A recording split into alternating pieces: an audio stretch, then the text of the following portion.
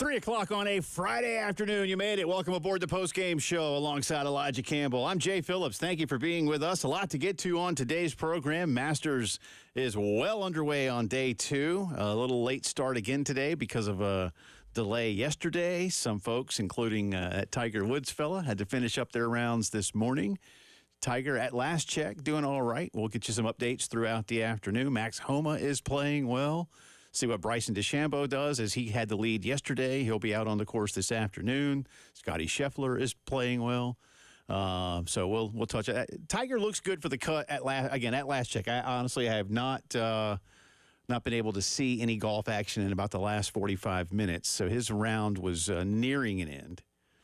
Yeah, so, I haven't seen it in a while either. But he started off today, what, even par or one over? One over after. Yeah, he actually bogeyed 18. Hit his approach into the bunker there on the right hand side of the green, and did not get up and down. So that was where his +1 came. I mean, he had a few bogeys on the during the course, but I think he started well today in his second round too. So we'll get you updated on that. Big baseball series starts tonight in Gainesville. A little bit earlier start time. We have a 6:15 airtime. Am I right about that? That is right. Yep, 6:15. So first pitch should be look about 6:30. Here's the piece of paper that even tells me. All I got to do is look at it. 6:15. Don't even need a phone for that. That's true. Got it right in front of you. Yeah. Elijah referencing the fact that yours truly left his phone in the car. Rookie mistake. I have to... Because if we were going to call Eric Henry and Stuart Lake, I need to. I don't know anybody's number anymore. I know my wife's number. Okay. And there's one. I know my number. I know one of my daughter's numbers. That's the sad thing. Oh wow. I should at least know my daughter's numbers, and I that's the downside. I can still tell you. I know this is a weird thing to say now. I can still tell you several of my friends' phone numbers growing up. Oh wow! When we didn't have that kind of memory. When we didn't have, because that's what you mean. You had to. Yeah. I guess. I can. So I mean, I won't give them out now, but I can tell you several of my friends' phone numbers, my grandparents' phone numbers, things like that. Don't even know my own kids' numbers. I know one of my daughter's numbers. But anyway, I got to get my phone in just a second. But Eric Henry is going to join us today. He guarantees it. Yesterday, Coach wanted to be with Elijah and me. He had a meeting with some superiors that ran long. And apparently it ran very long because he texted me when he was finally done. And I think he texted during the drive around the SEC. He's like, just got out. And I was like, we'll do it tomorrow. That sounds like a really fun meeting. I'm sure he had a blast. I bet, yeah, knowing Eric, I'm sure he was just enthralled. Maybe we should just ask him how the meeting was. First question, yeah. How much fun did you have at that meeting yesterday? How long, that meeting that you thought was going to go 45 minutes and went 2 hours. How's that working out for you? But he'll be with us. We'll talk a little Gamecock spring football. I want to get into a few things. It'll be from his Gamecock days, but Eric was a quarterback, obviously. Eric now is a terrific coach, and he's a brilliant offensive mind especially. But he was in a transitional phase at South Carolina in the quarterback room, and I just want to kind of get into that because that's where Carolina is right now. It's a time of definite change after and I realize it was only 2 years of Spencer Rattler, but it was 2 years where there really was no what's the word I'm looking for? Disruption, chaos, anything, doubt. That he's going to be the starting quarterback. That's probably better. Yeah, I mean, it was Spencer's job, period. And everybody was good with that. Now there is some competition. Certainly it feels like between Lenore Sellers and Robbie Ashford. But we'll touch on that and a few other things with Eric coming up at the bottom of this hour. 5:15 today, Stuart Lake will join us from the ballpark. He was like, I'll be at the ballpark. Is that okay? And I was like, of course. Even better. Now you're live on location. Well, yeah. I mean, and I told him, I texted him, and I'd prove it to you if I had my phone. I guess we can't prove it. No, we can't. Yeah, I might be lying. But I said, no, we have the ping of batting practice behind us. So I always appreciated those moments with either Derek or Tommy from the ballpark of the ping. It's a very audibly pleasing sound. It's nice. I love it. This is radio, so we are an audible medium, other than the folks that are watching right now. But even then, you have to listen to us. If you're ranking like sports that have the best sounds, natural sounds, I would say baseball 1, hockey 2. Yeah, okay. And then basketball 3, football 4. But like baseball, whether it's a ping or a wooden bat, it don't matter. I love the sound of both. and the gloves popping. That makes for great background noise. Football sounds, while they are cool at times, are typically because of violence. Yeah. The crack of the helmet as opposed to the crack of the bat. Yeah. I feel like a George Carlin bit here, which I won't get into. And but what does he say? Baseball's played on a diamond. Football's played on a gridiron. Anyway, the ping or the crack of the bat. It makes for great fun background noise. The swish of the net, like Tessa Johnson on Sunday. Those. None of her shots hit the rim because there's so much arc. So every time you can almost tell. If you hear a net snap, that's a Tessa shot. You and I didn't talk about this. You were there, though. But Bill Gunner and I talked about it. I mentioned that she was so on with her shots, at least, from outside. It's like the Olympic divers or just, competitive divers when there's hardly any splash. Because she did.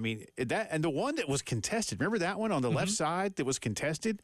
Yep. And you could tell, I don't think she knew anybody was on the court. As soon as she caught the ball, she was in motion. I don't think she knew that anybody else was in the gym. She was so dialed in on that shot. And it just went automatic. Yeah. Perfect shooting form. She gets more arc on that jumper than any human being. Steph Curry, it's Steph Curry-like, the amount of arc she gets on that jumper. And, there's a rare instance where a three she makes any contact with the rim. Yeah. It's wild. But, looking forward to talking to Stuart. Yeah, this is a big one, and we've talked a lot of Carolina baseball this week as it relates to some of their – listen, there's a lot of guys that are going gangbusters on offense, which is fantastic. And then there are some that aren't. There seems to be very few that are in the middle. And we've talked a lot about Will Tippett this week especially. Dylan Brewer's getting going, and you hope that Dylan's big hit in the 8th – can give him some confidence to get going for the remainder of the season. I don't disagree with Coach Kingston when he said on his call-in show the other night that they believe in Tippett's ability to get it going again.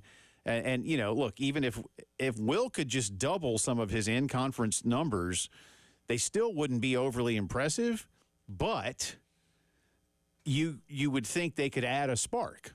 Become serviceable. That's the thing. You need him to be serviceable because he is such a plus in the field. Yeah, and that's the thing too. And I will say again on Monday when we speak with Coach Kingston for his regular visit, regardless of what happens this weekend, if Will, maybe Will goes 10 for 15 this weekend, or maybe he goes 1 for 15 this weekend, whatever, anywhere in between. I don't care. I'm going to ask Mark from a more general sense. How do you determine the line? Because at some point, if something is just not going well at all in one facet of baseball, you do have to do something about it. And you and I joked the other day, like, well, you're not gonna have your pitcher hit and Eli Jones rake, and have Tippett be the guy that's designated for. You're not doing that. No. So but his defense is elite. Mm-hmm. Where's that line? I'll be curious, but. As I keep saying, I did think about this, though, because I guaranteed that someone would win this series this weekend. And I haven't seen a forecast, so I don't know. But I suppose there is a way where someone doesn't if it goes like 2 games. Yeah, if one gets canceled. Yeah, so there's a way. But otherwise, for general conversational purposes, someone is going to win this series and feel a little better about themselves. But these two clubs, who are obviously amongst the SEC's best in a historical sense, are for their own, relative ways, scuffling. I keep using that term, but that's the term I'm going to stick with. They're scuffling. Florida's lost 4 straight. Florida got swept by Missouri, who has a losing record. The worst team in the conference. And then Florida got beat by 15 by their in-state rival. 19-4 was the final score Tuesday night in Tallahassee against the Noles. So, Sully's team doesn't feel good about itself. South Carolina, at least, has won 2 in a row. So there's that. But they're both 6-6 in conference play. Looking forward to talking to Stuart. We'll get you set up for the rest of the conference weekend as well. I'll get into this in just a second. Let me get to this first. Kentucky does have a basketball coach now. It's going to be Mark Pope, who was one of their captains on the '96 Rick Pitino-led national championship team.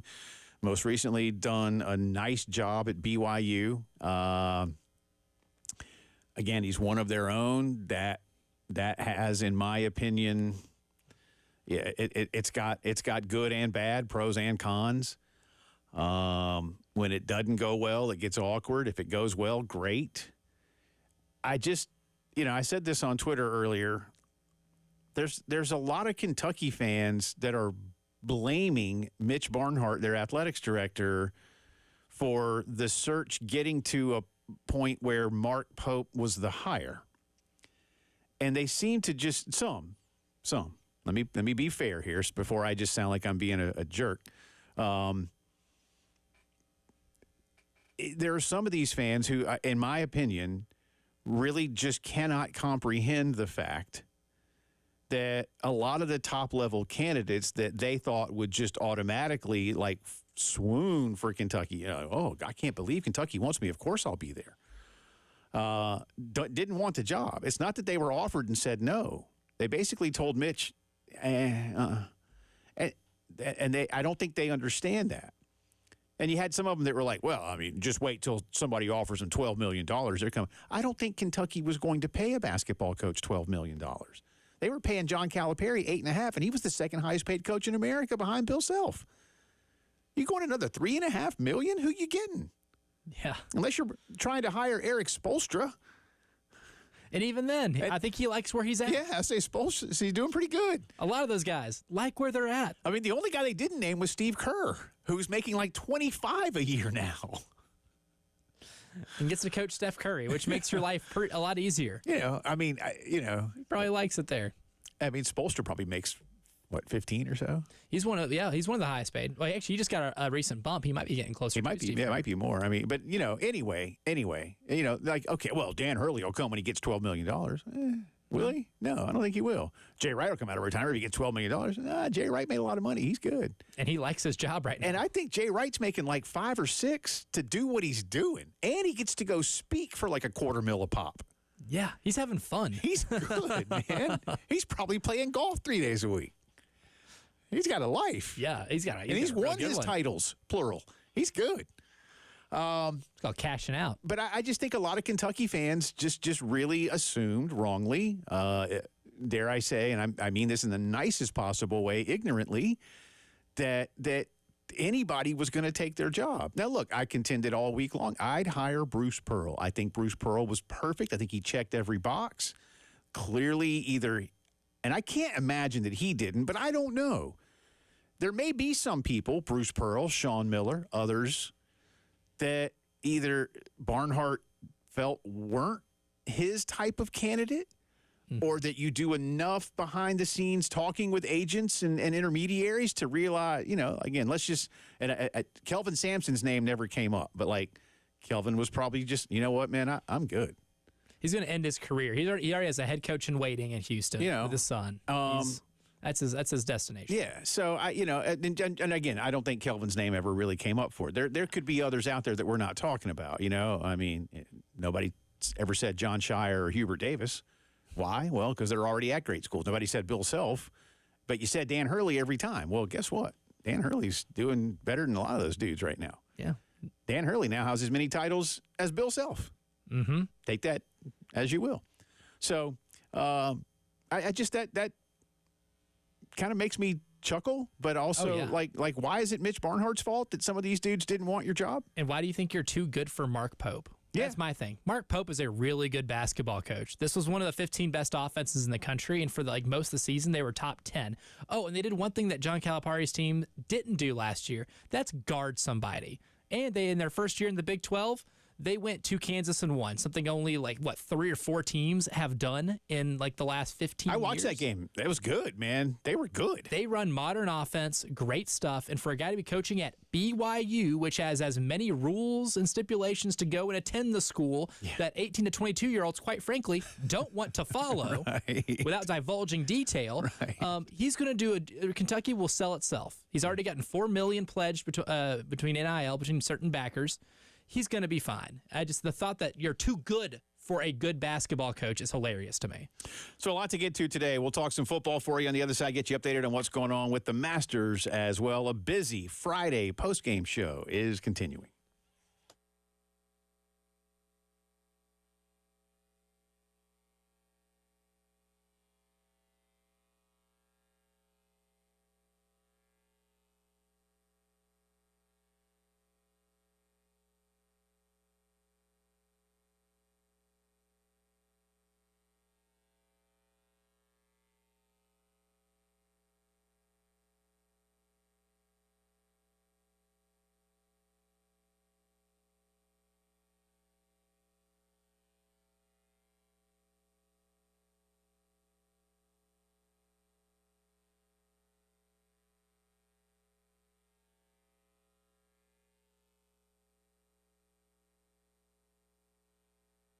A lot of us love our homes and the neighborhoods we live in, been in them a while, but that also means that it could be time for a little refresher. And Palmetto Citizens wants to remind you that if you are one of those folks, an equity line of credit is a great way to make changes and improvements and enhancements around the house without having to borrow a lot of money at once. You see, when you unlock your home's equity with Palmetto Citizens, you can easily access your line of credit over a 10-year draw period. Maybe you've got little ones right now, and as they get a little older, they need some things different. Maybe it's time to add on another bedroom somewhere, a playroom.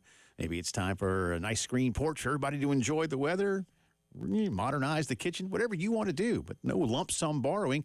Line of credit makes it a whole lot easier for you. If that's something you're interested in or anything else that they do banking-wise, then apply today. PalmettoCitizens.org is the website, or you can visit any of their 14 convenient Midlands locations. My wife and I are customers. We love them. Think you will too. Palmetto Citizens, achieve your potential.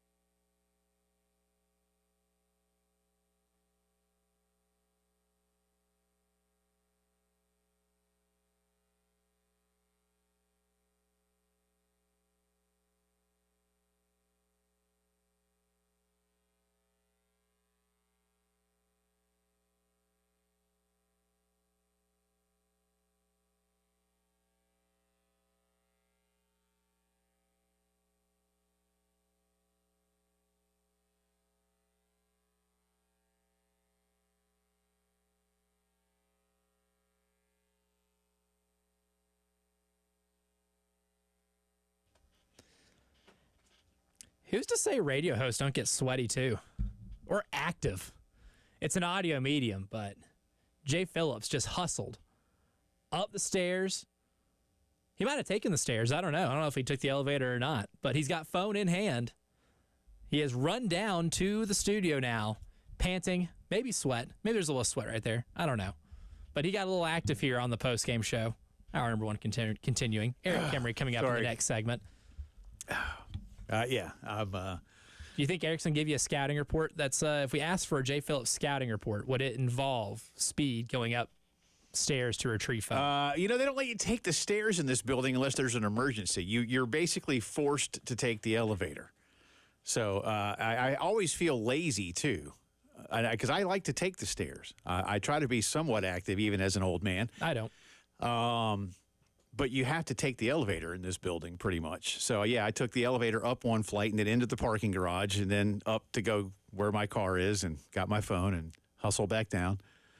And then I waited for a few seconds because there was a nice lady with her arms full of food, I guess like late lunch for the office or something. So I held the door for her. And all I'm not complaining about that. I did it on. I could have been a complete tool and like let the door slam and So and ran for the elevator. Yeah, I've been like, well, lady, sorry, I got to get my phone. I'm on the air here in a second, but I'm a All-American Southern gentleman here. Chivalry is not dead yet, people. Not yet. No. It is for some. It is for some. For some, chivalry is in the portal. Yeah, or maybe just never even existed.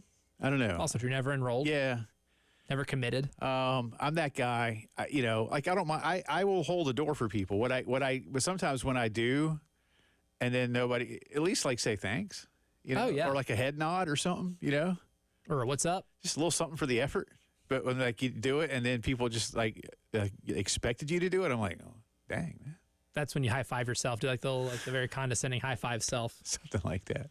You're welcome. Yeah, you want to do that. That's what I want to do is go, you're welcome, and then keep going. But then that's jerky, and then you're the jerk. You went from doing something that's not jerk-like to becoming the jerk in a matter of seconds. So, but I did. I made it back in nearly enough time. And then I realized, too, that our TVs were off. So I can't see what's going on in Augusta, where right now Scotty Scheffler and Bryson DeChambeau are at 7 under par. Scheffler is playing 5. DeChambeau is playing 11. Max Homa has dropped a shot down to 6. Danny Willett, who won this thing a few years ago, is at 4.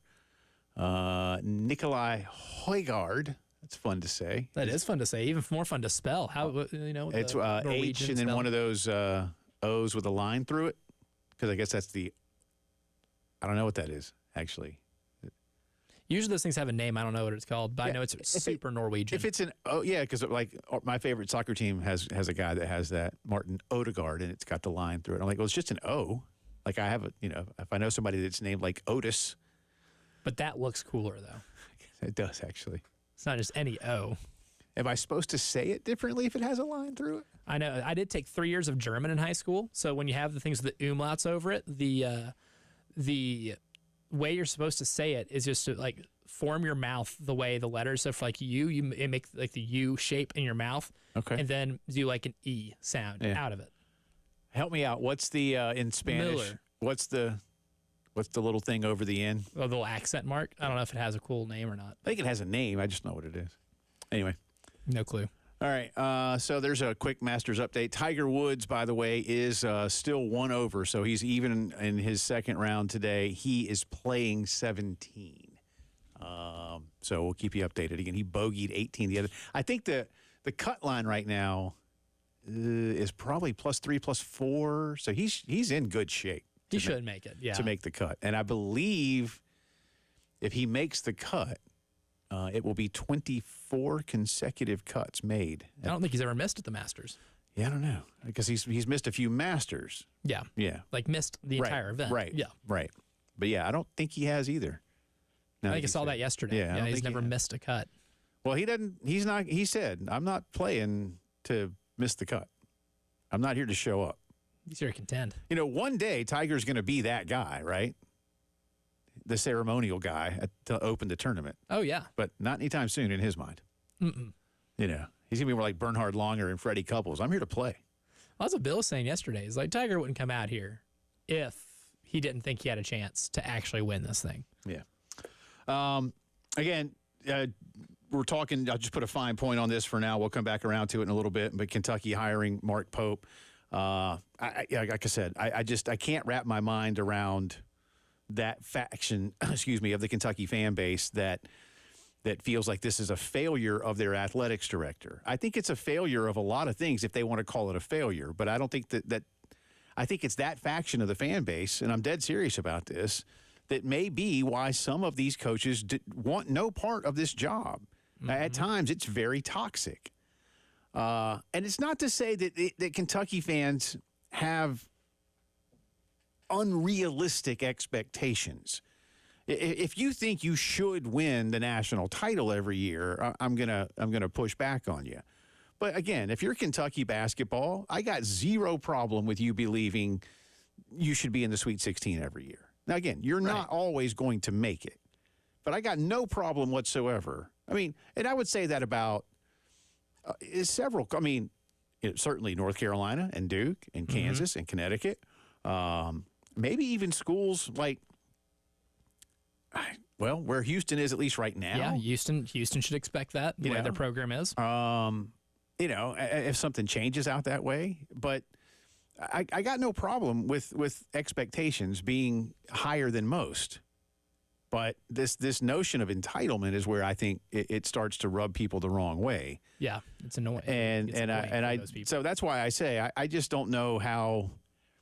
Do me a favor. Play devil's advocate for me, because I'm just giving my opinion on it. But why would this be the fault of the athletics director? What am I missing in their mind if they think this is realistic in terms of, oh no, we should have known about these coaches, or they should want our job, or he should have done more to get Dan Hurley or whomever. Well, I think the biggest thing that I've seen that people are really complaining about is that there were reports that they didn't aggressively pursue Billy Donovan. That fan base wanted Billy Donovan so bad. Here's the thing. We've mentioned this before. They still have games to play in the NBA. Yeah. Heaven forbid they win 2 in the play-in and they're a 4 seed. So then not 4 seed, an 8 seed. So then they would have a playoff series. There's a good chance the Chicago Bulls play for 3 more weeks. And what if you wait for Billy Donovan for 3 weeks? And then what if you don't get Billy Donovan? Yeah. And then your coaching, pool is incredibly slim, because what coach in May is going to want to leave their college team when they're already in the process of team building, recruiting the portal, bringing players in for next year? Why would they leave at that point to make? And that would be a really hard coaching adjustment to have to do. You'd almost have a better chance of getting the Pope than Mark Pope if you waited an extra month to hire somebody. The timeline doesn't work too well. You would have needed a confirmation that you were going to get Billy Donovan. And if you weren't going to get that right now, then you cannot afford to wait and miss out on it, because then you are in a transition year. Then it is going to really be a failure by Mitch Barnhart.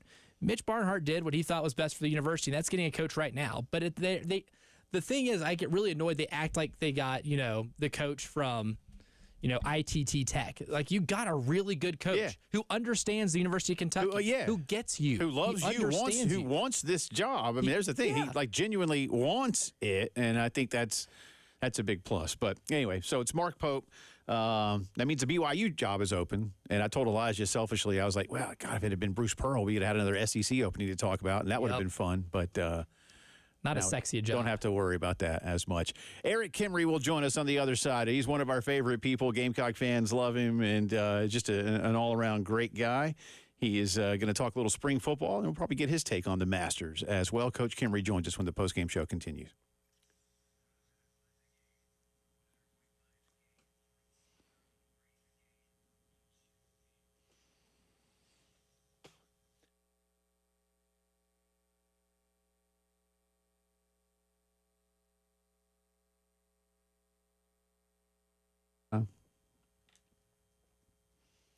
Let me tell you about the men's clinic and Dr. Dan Balknight. Dr. Dan is, you know what? He's a great guy. And not only that, he's a great doctor. And one of the things that I have been most impressed with is Dan Balknight's ability to get to know his patients and what it is that they need. There is no one-size-fits-all in the medical community, and certainly not for Dan Balknight. But for guys, when they need somebody like Dan in the men's clinic, it's because a lot of times, guys don't want to talk about what's ailing them. You want to be tough. You want to tough it out. And listen, as you get older, that ain't happening. You want to feel like you did back in the day, But you got to do it the right way, and the men's clinic is going to do that. Comprehensive lab work, great consultation, and a plan that's right for you. If you know something's a little off and you want to see what's up, 803-875-MENS is the phone number for Dan Balknight and the men's clinic.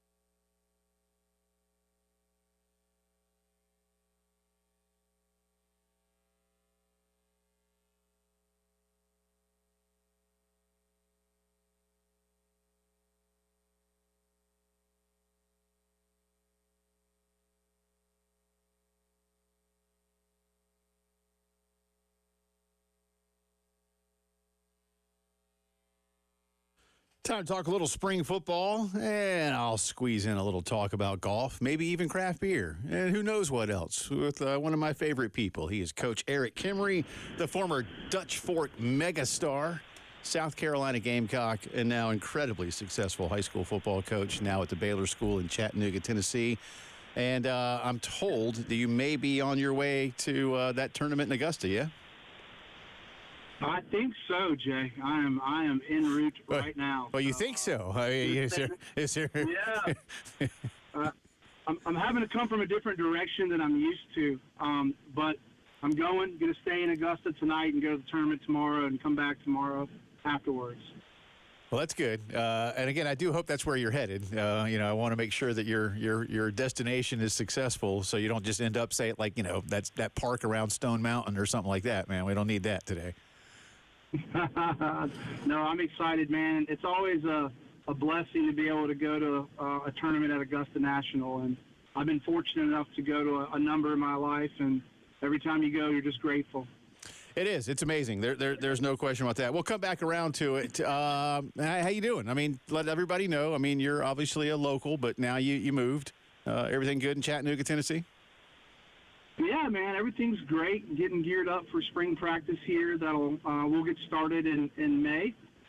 Excited about getting the whole process begun of approaching another season. It's always one of your favorite times of year because you're kind of putting all the little puzzle pieces together. And honestly, Jay, in spring practice, you don't even know what the puzzle is yet. So I'm excited about getting back on the field here in early May. Well, we know you played for a lot of titles at Hammond and won a lot of titles at Hammond. You've already played for 2 titles at Baylor, so you're spoiling that fan base quick, but I'm not at all surprised. Well, listen, this is a really tough league. I really kind of compare it to the SEC of high school football. When you look at the amount of Power 5 players and the facilities and fan bases that these schools have, you really have to be on your game. And so it's going to be a huge challenge for us to put that kind of product on the field. But we got a good group of coaches and players, and we're excited about it. Well, speaking of spring ball and just, that time for learning and teaching, and I know you and I have talked a lot. There's fine lines at times between teaching and coaching, and we've discussed those things. But let me take you back, and then I want you to apply it to today at Carolina, Eric. But you were recruited by one staff. You ended up playing primarily for another. You were part of a quarterback room that was in full-on transition. And kind of take us through that, what it was like when things were different, when maybe everybody knew Phil was the number one, but you guys were competing with him. You were learning with him. You were learning something new. Now we see Dowell doing that here in Columbia with Lenora Sellers and Robbie Ashford, Dante Reno, a high-level recruit. What's it like for quarterbacks specifically when there's that much transition in an offseason? I think there's a lot of openness there when a guy hasn't been the guy yet. When I was there, Anthony Wright was our guy, and then Phil played a little bit that first year. And then, we knew the competition was open, but we also knew that Phil, really had an inroad to probably be the starter. I think what you hope for is a bunch of guys that support each other, that help each other learn. Some of the strengths that I had as a quarterback were very different than some of the guys that I played with. And so I would try to help them in terms of my knowledge and the way I prepared. And I wished I could have run like some of those guys. But, I think at the end of the day, what you want is great camaraderie, togetherness, and guys that are willing to push each other to make each other better. Eric, now from the coach's standpoint, too, if you're Dowell Loggins, I mean, you look at the quarterback room last year, Spencer Rattler, the skill set is completely different than the top 2 guys on the roster right now with Robbie Ashford and Lenora Sellers, who are fantastic runners. You have different personnel with the receivers. Maybe you don't have the Xavier Legette type threat, but you got to get a lot of guys that are really good in the short passing game. How is it for a coach, the process of trying to gear an offense around just the skill set of your players when they're so much different from one year to the next? Well, you better be able to do it. It's a necessary process, right? And every coach at that level and any coach worth his salt is clearly going to gear his offense toward the skill set of truly his quarterback. I think Lincoln Riley was the one that said, if your offense isn't quarterback friendly, get a new offense. So I do think that the offense for the Gamecocks will look different next year because of the skill sets of the guys that they have in that room necessarily. And I think the biggest thing to come away from the spring is really, what's your depth situation like? If you're asking a guy like Lenore Sellers to run the football a good bit, you also put him in a bit of risk. And you need to feel really good about that number 2 guy. So I know they're still competing and saying there's a competition, but also there's a competition within the competition and who's going to be that number 2 and even number 3 guy as well. Talking to Coach Eric Kimmery of the Baylor School, of course, longtime successful coach at Hammond, the former Gamecock quarterback and Dutch Fork quarterback, joining us now on his way to Augusta. How excited were you for this program when you heard that Sean Elliott was bringing well, himself and all of what Sean brings back to Carolina football? Super excited. Actually ran into Sean during the football season last year, oddly enough, in Columbia. And I've always had a great relationship with Sean. We spoke frequently when I was at the University of South Carolina coaching. I called him for advice. He's just one of those guys that he bleeds garnet and black, and I love the way he coaches, his passion, his relationship with his players, the intensity that he brings. I think will be something that the guys that he has in that tight end room will benefit from. His family is a Columbia family, and I just think it's awesome for Shane. It's awesome for the whole program that Sean Elliott's back in Columbia.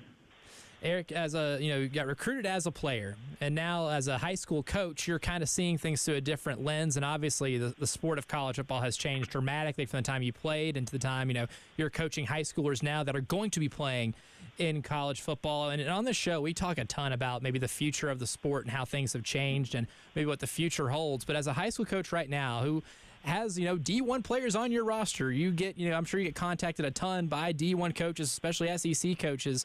What's kind of an obstacle that you're facing in terms of helping these kids play at the SEC level or going through that recruitment process that maybe you didn't expect to have when you started coaching at the high school level? Well, I think that nowadays as a high school coach, you honestly have to talk about NIL even with your players.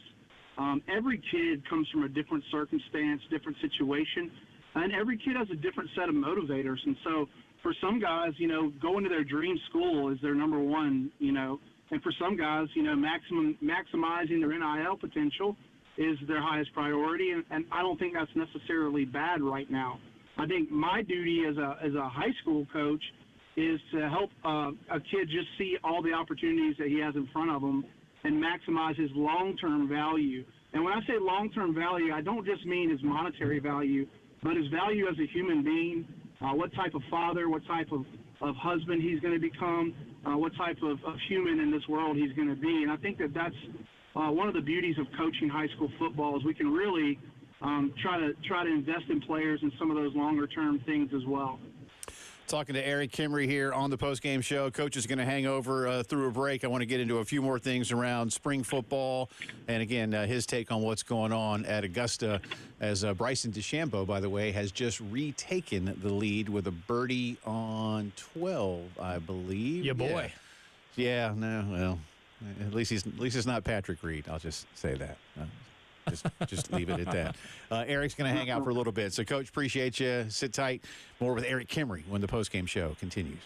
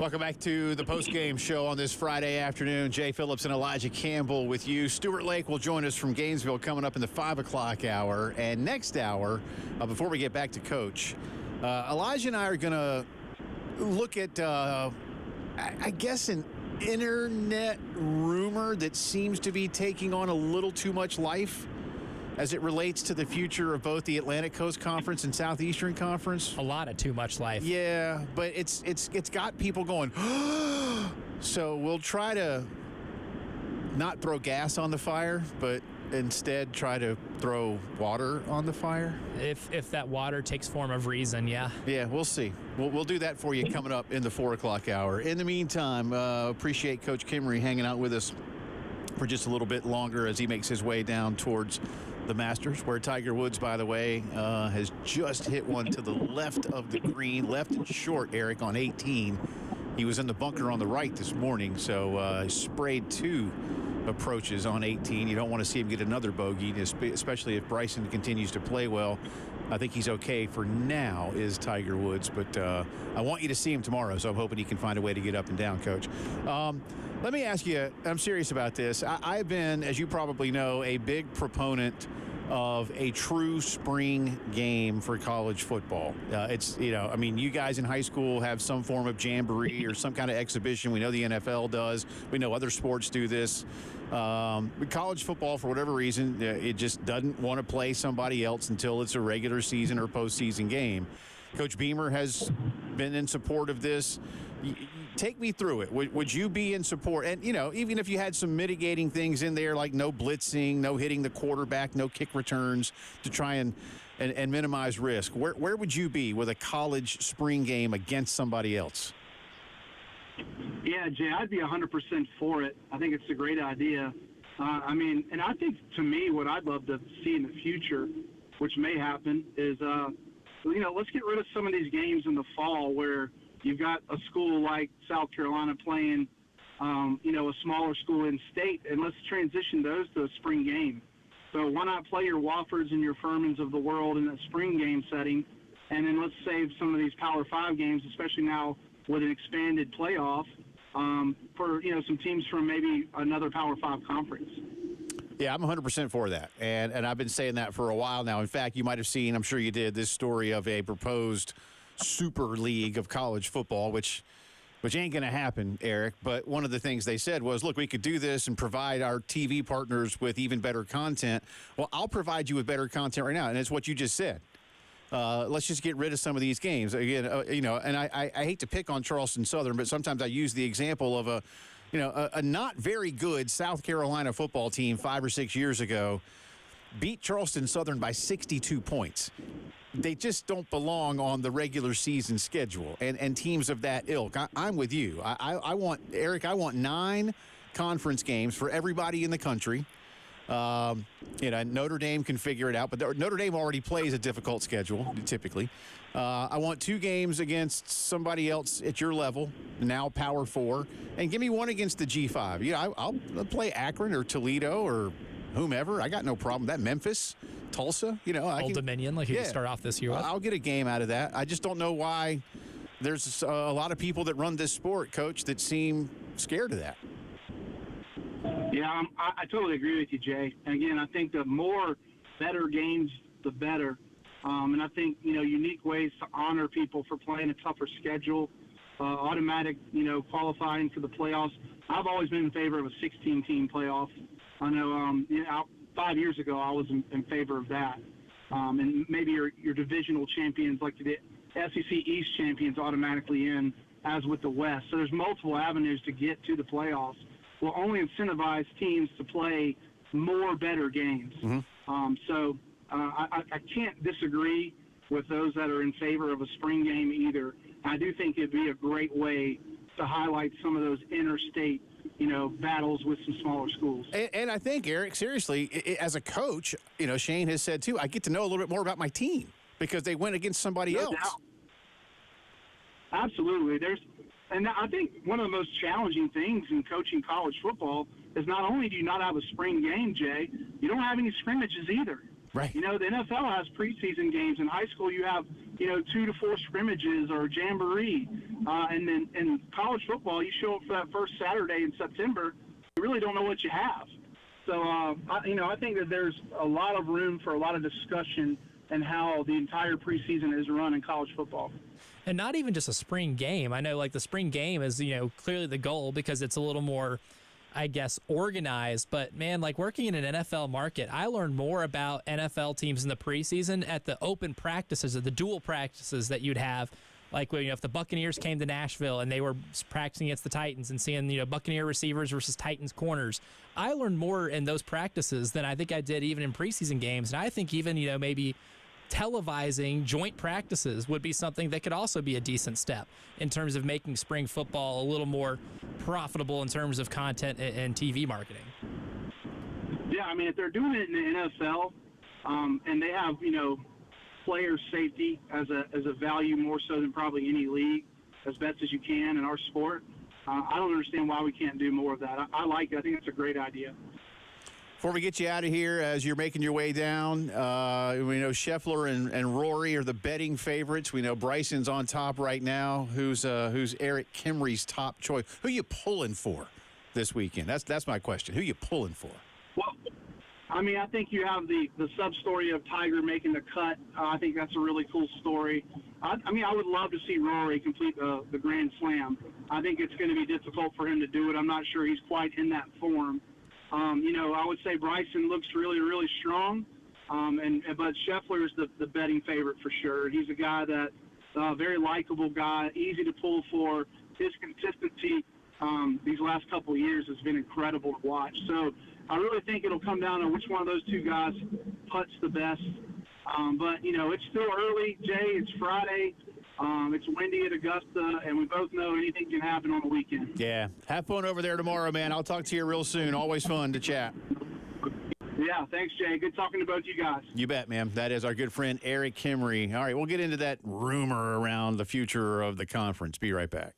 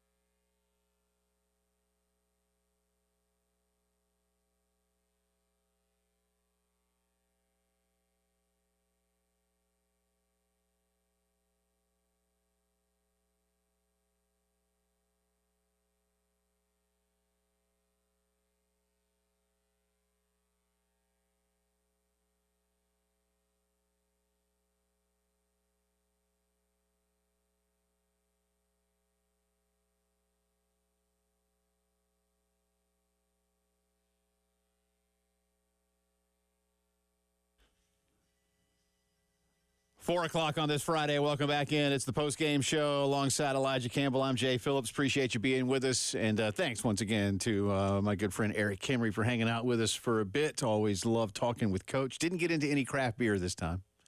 This time. But we'll make up for it. I had some good craft beer in Cleveland. I will say. I was impressed by a few. That's good. Great Lakes Brewery. That was A+. Great Lakes Brewery. All right. Yeah. I'm always up for new ones. Yeah. They had an IPA that was I knew you would enjoy. Mm-hmm. Yeah, I'm an IPA guy. Same. It was kind of difficult. I mentioned the other day out at Pro Swing, they had like 8 quality IPAs available. Really? In addition to, they have like 20-something beers out there now. But, I mean, it's almost like, oh, look, I went to a bar and a golf simulator broke out. But, no, That's my kind of place. I was looking at the IPA section of their beer list, and I was like, yep. Oh, I hadn't had that one, but that would sound, yep. Oh, and I was like, and I'm on the air. So, but again, I'll make up for it. No, I always appreciate Coach. Bryson DeChambeau hitting out of the rough on 13. Deshanked that tee shot. Yeah. Tiger's round is over. He parred 18, a nice up and down. Had to brave a little mini sandstorm, and I'm not kidding. We're not talking about Darude either. Yeah, no. But again, kind of like here, I joke. I say this every year, but you want to know what it looks like in Augusta? Look out your own window here in the Midlands, and it's probably going to be about the same. Very gusty today, and the bunkers on 18 were losing sand for a few seconds, and Tiger was standing there all by his lonesome on the green, just waiting for it to blow past. And it was actually, you'll see the highlights of it later. I promise you, it'll be one of the slow-mo shots of Tiger standing there as the sand is blowing past him, covering his face. Yes, at high rates. It was not. I mean, that had to be a good 30+ mile an hour gust to kick up that much sand. Dude looked like he was on Tatooine. Yeah, I mean, it was for a little bit. Yeah, it was desert-ish for just a second. But Tiger did finish even par on the second round, so +1 for the tournament should be in good shape. DeChambeau again leads, but could be in position to drop a shot on a par 5, which is never fun. At least maybe make a par, so not gain anything on Augusta's par 5s, where you always want to try to hit 4s or better. And some guys do get a few eagles. Scheffler and Homa are still at -6. All right, we're probably going to take a little time on this. Before I get into anything, and I'll say this a few times, I am not here in any way, shape, or form to be judgmental of the person that put this out. I don't know who it is. He doesn't know who I am. I'm not here for that kind of thing. Those of you who are regular listeners know that's not the way I operate. I want to give people credit when they do things or bring up interesting ideas. This one, though, has taken on a different life. This guy's name is C.W. Lambert. He covers the Big 12, but primarily West Virginia. He's based in Morgantown. And until yesterday, didn't have a whole lot of followers, but he's probably added like 1,000 overnight. And this is partially why. Yesterday, and let me get to it. I'm going to have to read a couple of tweets so that you get an idea of what he's doing here. And then we'll start to all. And by the way, this has now, the reason I'm bringing this up isn't because it's some dude, again, with a couple of thousand followers. This has now been looked at on Twitter more than 1 million times. He stirred something up. He said yesterday, I have some legit insider information from a source in the sports broadcasting industry that I was going to write up and disseminate, but don't have time. I'm just going to spill the beans here and now, see who takes notice. ESPN, he writes, has approached FSU, Clemson, and the ACC about a potential settlement, allowing the Seminoles and Tigers to leave the ACC whenever they want. But an ESPN brokered deal is only possible if FSU and Clemson leave for the SEC. Why, he asks? I'm glad you asked. Again, those are his words, not mine. ESPN is the exclusive rights holder for both the ACC and SEC. Moreover, ESPN is a partner in both the ACC network and the ACC network. ESPN would not lose money if FSU and Clemson are in the SEC as opposed to the ACC. I'm going to pause for a second. There's a lot more that he has thrown out. But let me stop here for just a minute. ESPN has approached FSU, Clemson, and the ACC about a potential settlement allowing the Seminoles and Tigers to leave the ACC whenever they want. Okay, let's just start there for some background. And I'm gonna take out ESPN and I'm going to replace it with what we should replace it with, and that's Disney. Yes. Disney does not have the power or ability to approach the Atlantic Coast Conference or any of its other television partners at any level and just say, okay, we're good with this. Let me remind you that what's being challenged in court in Charlotte and to some degree in Pickens County, South Carolina, therefore the state of South Carolina, and in Leon County, Florida, the state of Florida, is the grant of rights that each member of the Atlantic Coast Conference signed. That's a lot of states, and that's a lot of schools, and that's a lot of entities. Disney pays them a lot of money, yes. That's not up for debate. Disney pays the Southeastern Conference considerably more than it's currently paying the Atlantic Coast Conference. That's not up for debate either. But this notion that all of a sudden, because of these television deals, that Disney is in charge of these schools is somewhat ridiculous.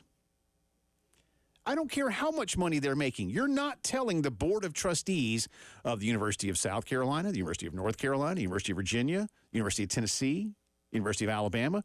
You sure as hell ain't telling the boards at Texas and Texas A&M, well, we're Disney. You will do this. All right? Disney has a lot of flex behind them. I get it. I'm a Disney fan across the board, and I understand their role and their power in the entertainment business, the pure, straight-up global entertainment business. But they don't want to be going around to all these different schools in different states and demanding that they do this, or it just, you will do it or else. That's not happening, Elijah. Nope. And I know you know that. So that notion alone, and I don't know what CW stands for, so I'm just going to call him CW. Not the channel that right. the ACC has a lot of games on. That's right. That alone, it's almost like, well, okay, where are you getting that from? And what is it that makes you think that it's Disney that will control what these schools choose to accept or not accept? That's not in this sense, that's not how this works at all. So I just want to let y'all know that.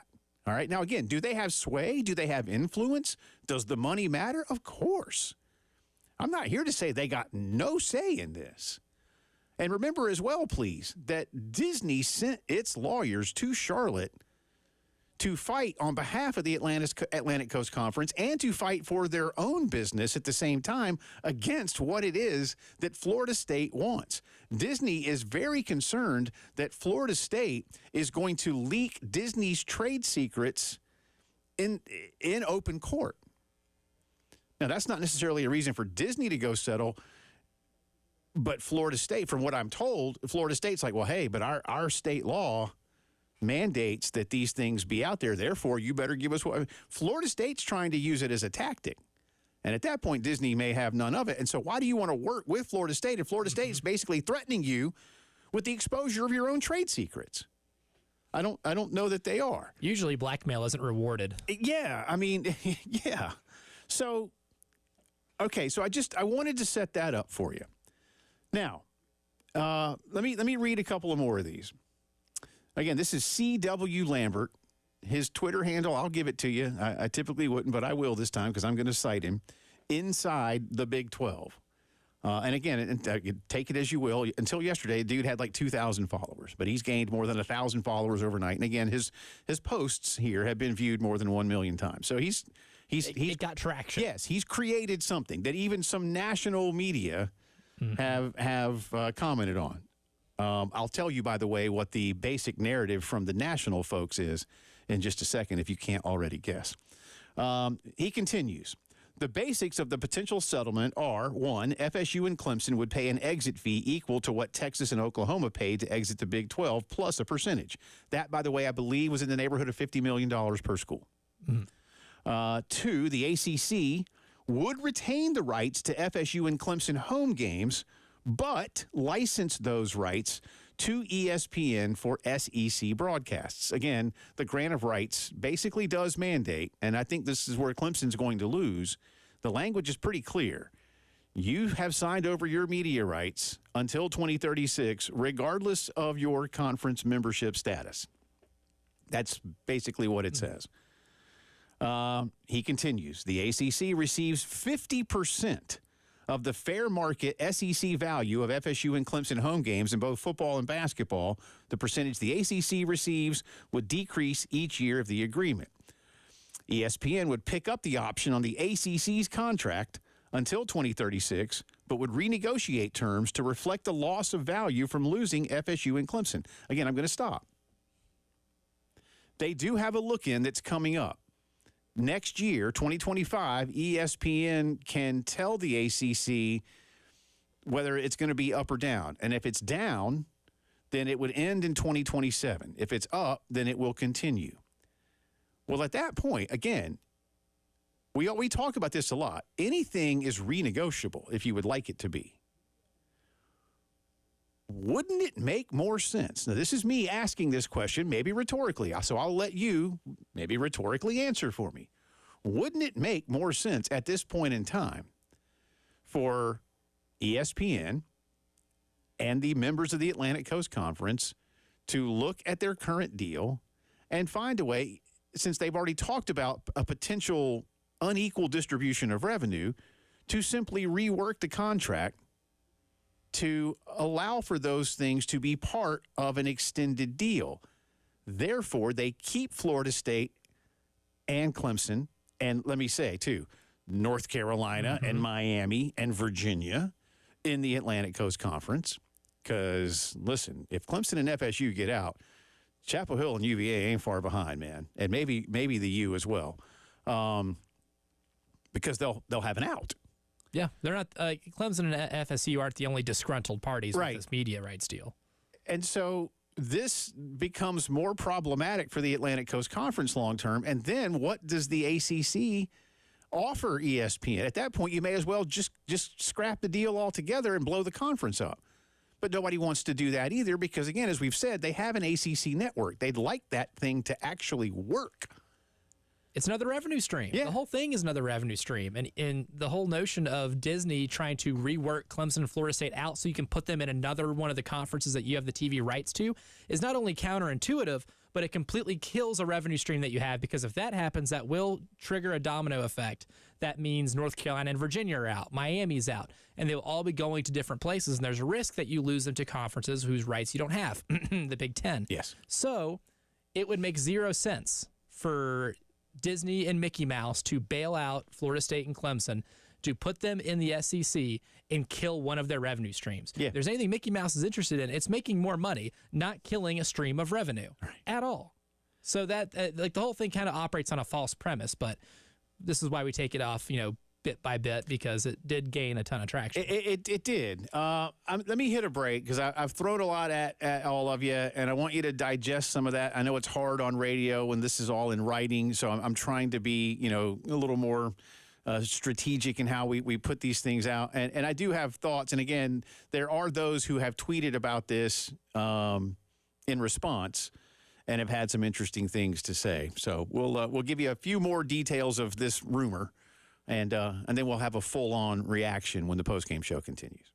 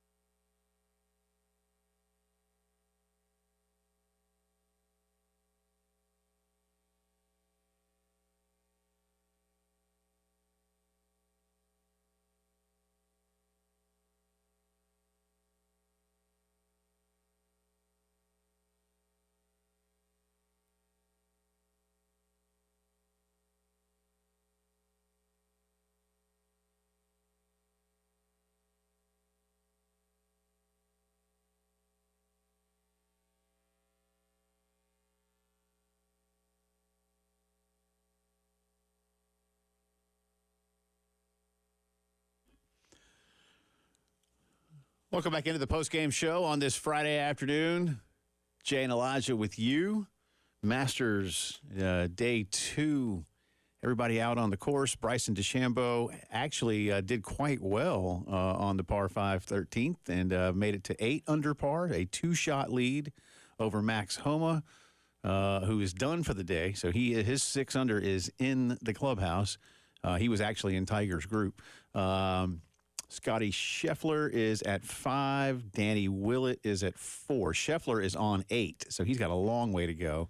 Danny Willett is currently playing the par 3 16th. Tiger, again, finished even par today, +1 for the tournament. And according to what Elijah was just telling me via CBS Sports, because Tiger's score will be inside the top 50, he has made the cut. So it's not going to be for Tiger's purposes. It's not going to be about the score. A record 24 straight cuts made. That's good. I mean, that's good. And, he's great for the sport. He's great for this tournament. Mm-hmm. He obviously, like so many of us, whether we're any good at golf or not, reveres this tournament. So, that's great. I'm very, very happy about that. So we're talking a lot. Again, let me. If you just tuned in, there's a guy that covers West Virginia and the Big 12 named C.W. Lambert. Didn't have much of a following on Twitter until yesterday. In some ways, relatively still doesn't, but threw out a thread of tweets outlining why he believes the ACC, FSU, Clemson, and Disney will all settle their different cases, and that Disney will pressure the Southeastern Conference to take on FSU and Clemson, seemingly whether they want to or not. Now, let me pause there for a second before I read his next tweet. As many of you know, we've been talking about this type of stuff for a while. And when I say we, I don't just mean here at the station or on this program. I mean, I think in the college sports world, there are different and varying opinions, sometimes blended opinions, on the value of a school's brand relative to the value of where a school is in terms of television markets. Both things can be true, by the way. For instance, North Carolina is a heck of a brand, and it's in a really big state. It's in a state where currently the Southeastern Conference is not on in every cable household. Cable is still, while carriage numbers and cable numbers continue to drop, they are not dropping at a rate that's like, oh my God, how's that going to survive? More people are beginning to stream, but there are still, again, tens of millions of Americans that get their television through a cable provider. Including, I'm sure, millions in the state of North Carolina and the state of Virginia, where I think the Southeastern Conference, from the conversations I have had with those who know more than I, is more focused on expansion, as is the Big Ten Conference, for what it's worth. I have continued to be told that both conferences, if they had their choices 1 and 2 for further expansion, should they wish to expand, and let me again reiterate, should they wish to expand, would look into Chapel Hill and Charlottesville first, because those are big schools with big brands and big popularity, with North Carolina State and Virginia Tech being wonderful 1B and 2B consolation prizes, if you will. And that's almost demeaning to them to say consolation prizes. But they are the consolation. But they would be. Yeah. And primarily because of one reason. They aren't the university of. And that's what the Southeastern Conference and the Big Ten Conference are primarily interested in, the university of. Yes, there are obvious exceptions, but y'all all get the point. So let me come back to this. C.W. Lambert, again, covers West Virginia, based in Morgantown, says, and yes, ESPN will pressure the SEC to take them both. Why? ESPN has accepted the inevitable departure of FSU and Clemson from the ACC. ESPN loses, he actually said losses here, but ESPN loses considerable money, a typo, if FSU and Clemson end up in the Big Ten. ESPN will do everything it can to avoid that scenario. They don't lose considerable money.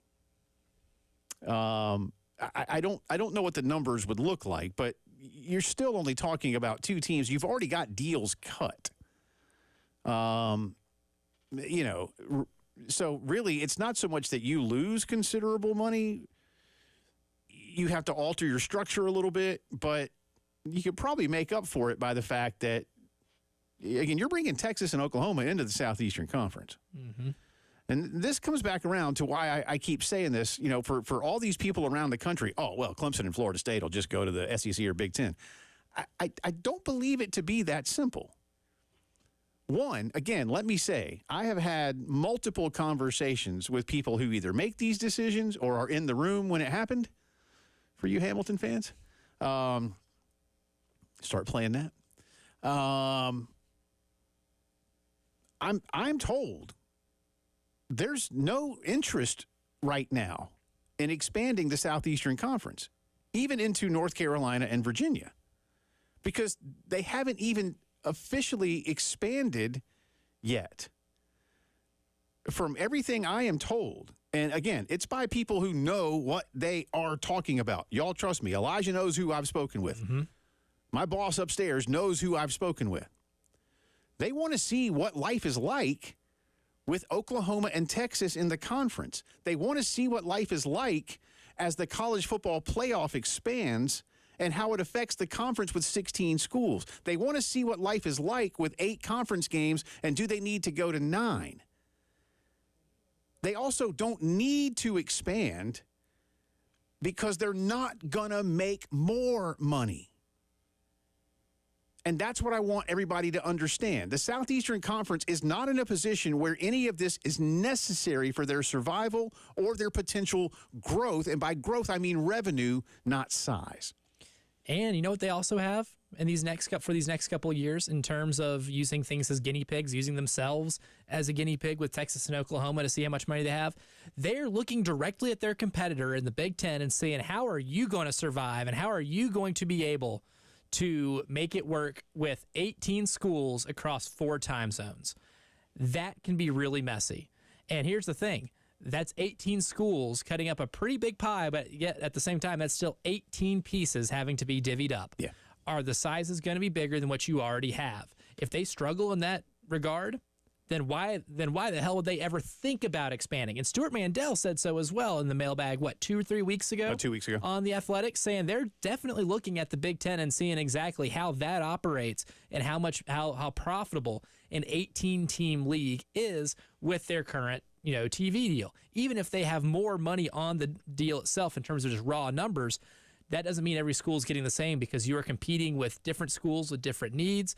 Also, in different parts of the country where things are just costing different. Like there's so many differences in that league to where they're going to operate differently than every other conference that has ever functioned in the history of collegiate athletics. They're looking to see how that works too. And now, sure, it wouldn't be as dramatic a change to add Florida State and Clemson, but here, the same thing we've already covered. If you're in the same markets, you are not going to grow the revenue. Right. And that's all they really, truly care about. At this point, growth is about the revenue, not about your size. And both can be true. Listen, pretty much everything this guy has put out and has gotten a lot of people, in a tizzy about is plausible. Okay? Plausible. Highly unlikely. But yes, thank you. That's what I was going to. But this is not happening right now. From what I've been told, this is not. Now, do Disney and the ACC and these schools want to settle rather than go to court? Sure. Everybody pretty much wants to settle rather than go to court. Going to court for a long time costs a lot of money. Settling will cost you a lot less. But it doesn't mean that Disney has that kind of influence to force new members onto another independent entity. Especially if it doesn't benefit the members of the conference. Yes. And in this case, the Southeastern Conference is not an independent entity. It is 16 schools that all will have a say in that. Something to keep in mind. Updates on the Masters. More on what's going on with the UK basketball. Well, it's not a search anymore, but we'll update you on that part of it, too. You're listening to the Postgame Show.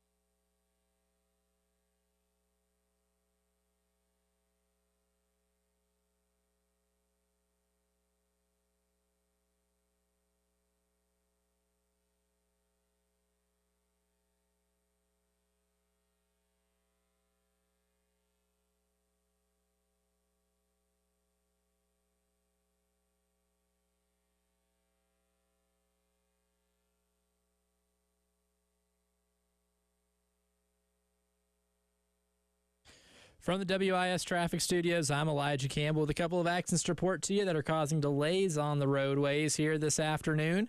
We'll go ahead and start with a disabled vehicle that has the right lane completely blocked on I-26 eastbound right after the South Carolina 202 exit 85. So traffic at a standstill there right now. Here in Richland County, we've got 3 to report to you. 1 on Hardscrabble Road at US 21 near Wilson Boulevard. 1 on I-20 eastbound at Clemson Road near exit 80. And lastly, we have an accident that's just been reported at Old Garners Ferry Road at Garners Ferry Road. Traffic moving pretty slowly through those 3 areas.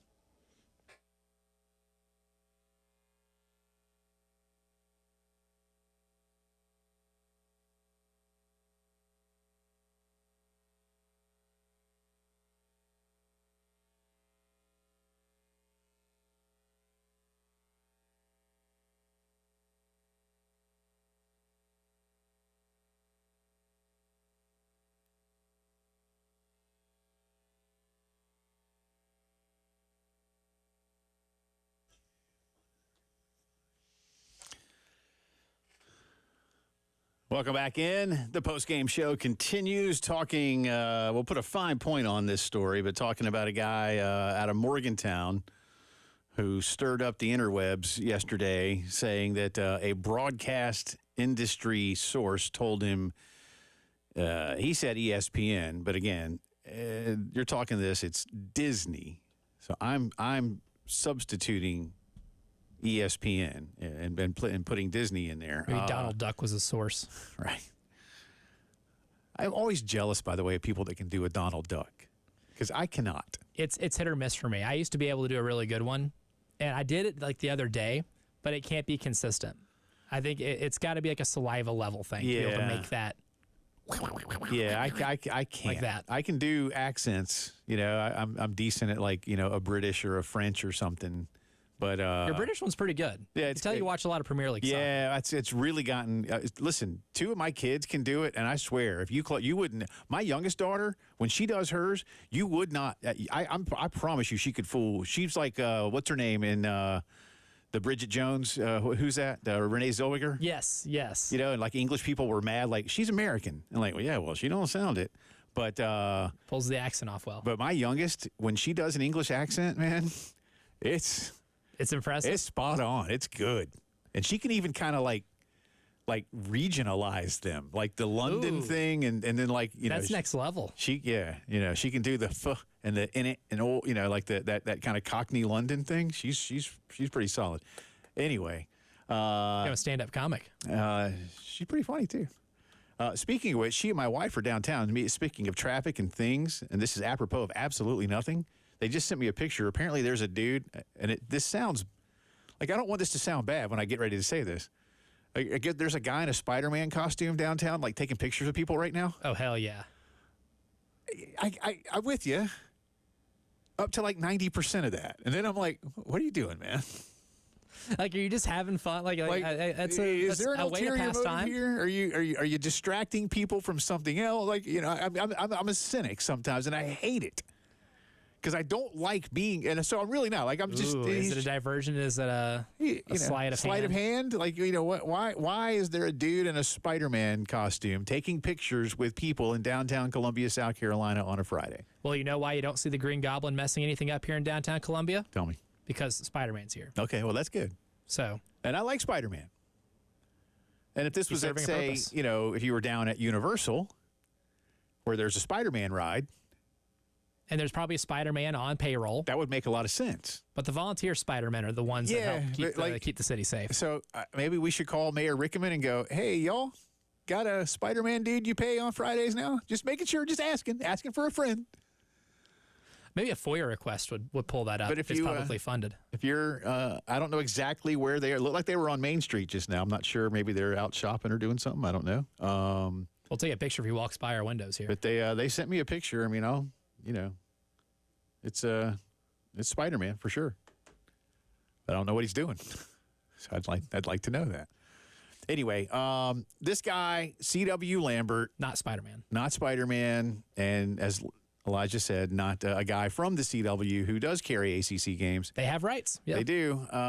It's throughout that Disney is going to pressure the Southeastern Conference to take Clemson and Florida State off the ACC's hands so that those entities, Disney, the ACC, and those two schools can settle their differences legally, and that there would be a slow and steady growth of revenue for those schools. They'd have to pay their buyout, and the ACC would get some of their money. Again, at that point, it's almost like a wash, considering what you get. But then ultimately, you'd be in the SEC. Again, it'd be better to spend your time and energy renegotiating what's going on within the Atlantic Coast Conference. But David Hale is a national reporter, and Elijah has the response because even David took notice of this. He felt the need to respond, and that was he quote tweets it, and he works for, let's make this abundantly clear, ESPN. Yes, he does work for ESPN.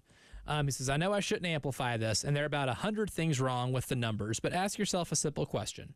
If ESPN and or the ACC gave FSU and Clemson an easy-ish out, how long would it take for UNC, Miami, and Virginia to ask for the same? 30 seconds? And if this is contingent on a new reduced deal through 36, others would bolt, too, as the Big 12 would be a clearly superior option financially, and those schools would have ample legal grounds to leave without penalty given the terms of their media rights agreement had changed. Yeah. I'm glad someone like that said that because, and he's not alone. There have been others that have weighed, and some I think are probably like, I'm not going to weigh in on that. The reason that Elijah and I felt, at least, dare I say, some level of responsibility to discuss this is because one of these schools is in our state. And it's been sent to us. I had that thread sent to me by somebody. I did too. Somebody asked me, hey, have you seen this? I was like, yes, I have, and I have asked questions of it, and the responses I have gotten would lead me to believe that this is not imminent. No. And that is the truth. His source might be goofy, which is not very trustworthy. Again, it's all very plausible, but it's just very incomplete. And as David said, there's a lot wrong with the numbers, too. Again, those numbers don't make sense. Mm-hmm. Because, again, at that point, you're robbing Peter to pay Paul. That's not going to do you any good. It's counterintuitive, yeah, really. And it kills ultimately, one thing that's not addressed is that the ACC would die off if that happened. If that happened, that will open the floodgates, which is what David addressed, right, that every other school is going to want out. And then that's going to do to the ACC what happened to the Pac-12. And here's the thing. There are other unknown variables here for these TV companies, and that is where these schools would choose to go. Because ultimately, they're the ones that still choose. Mickey's not holding a gun to their heads and saying, exactly, go to the SEC. There is none of that. That does not exist here. Right. And they would have the freedom to do whatever they want. They can maybe even form their own league. I don't know. They can do whatever. And not being able to control that means you'd kill your own revenue stream with the ACC network without the promise that anything else gets strengthened. Right. It's a bad business move. Yeah, and it comes back around like we've said in so many ways. Why is Disney going to negotiate against itself? And that happens. There's a way for that to be compartmentalized in there where you would do that. Again, the plausibility is there. Clemson and Florida State are big brands. No one disputes that. And you asked the questions the other day. Is Clemson football better than North Carolina football? Yes. Is Florida State football better than Virginia football? Yes. Hell yeah. But their markets are already, I don't want to say saturated, but for lack of a better term, I will, with both networks. Mm-hmm. Disney doesn't need the state of South Carolina and the state of Florida for any revenue growth between both the Southeastern Conference Network and Atlantic Coast Conference Network. That doesn't help grow the bottom line. They have successfully imperialized. They're already going to be on some form of Disney product. Now, if they go to the Big Ten, I get it. That's different. But everything I'm hearing says that's not going to happen either. They kind of have their hands full right now, too. Yeah. I mean, it's just, again, the Big Ten doesn't want North Carolina and Virginia are the big prizes. And from some of what I have heard, Miami might be a distant third prize, more so even than NC State or Virginia Tech. And it's not that people don't think Clemson and FSU are worth anything. They do, but again, they're worth a ton. Yeah, but they're not. In the TV game, it's different. Yeah, it's different. Just different with what you're actually bringing in terms of revenue. Like I know Clemson football pushes the needle, but you know what? Like For now, and here's the thing: the needle pushing doesn't matter in terms of just like where TV markets exist and they're located. Like that's the big thing here. Like John Skipper, years ago on the Dan Levitard show, and that like really formulated my opinion on this, where he said, "Yeah, this is how these things work." Like even though like Texas, like the SEC network's already in Texas because of Texas A&M, Oklahoma was the big prize. Oklahoma was the massive prize. Texas doesn't do much for them, if anything, in terms of adding extra revenue and money. Oklahoma was the prize, and they would have taken Texas and Oklahoma State if that's what it took to get into the state of Oklahoma. And that was where I kind of learned that makes a ton of sense. It's just it gets down to this is plausible. The same way me going home and eating, a big old like can of Spam for dinner, that's plausible. Sure. But let me tell you right now what's not likely. Me eating a can of Spam for dinner. Spam. We can Plausible, not likely. break into a little Monty Python if we want. Our buddy Pops Frisbee has hit me on Twitter, not about this story, but about the Kentucky basketball story. I'll respond to Pops as the postgame show continues.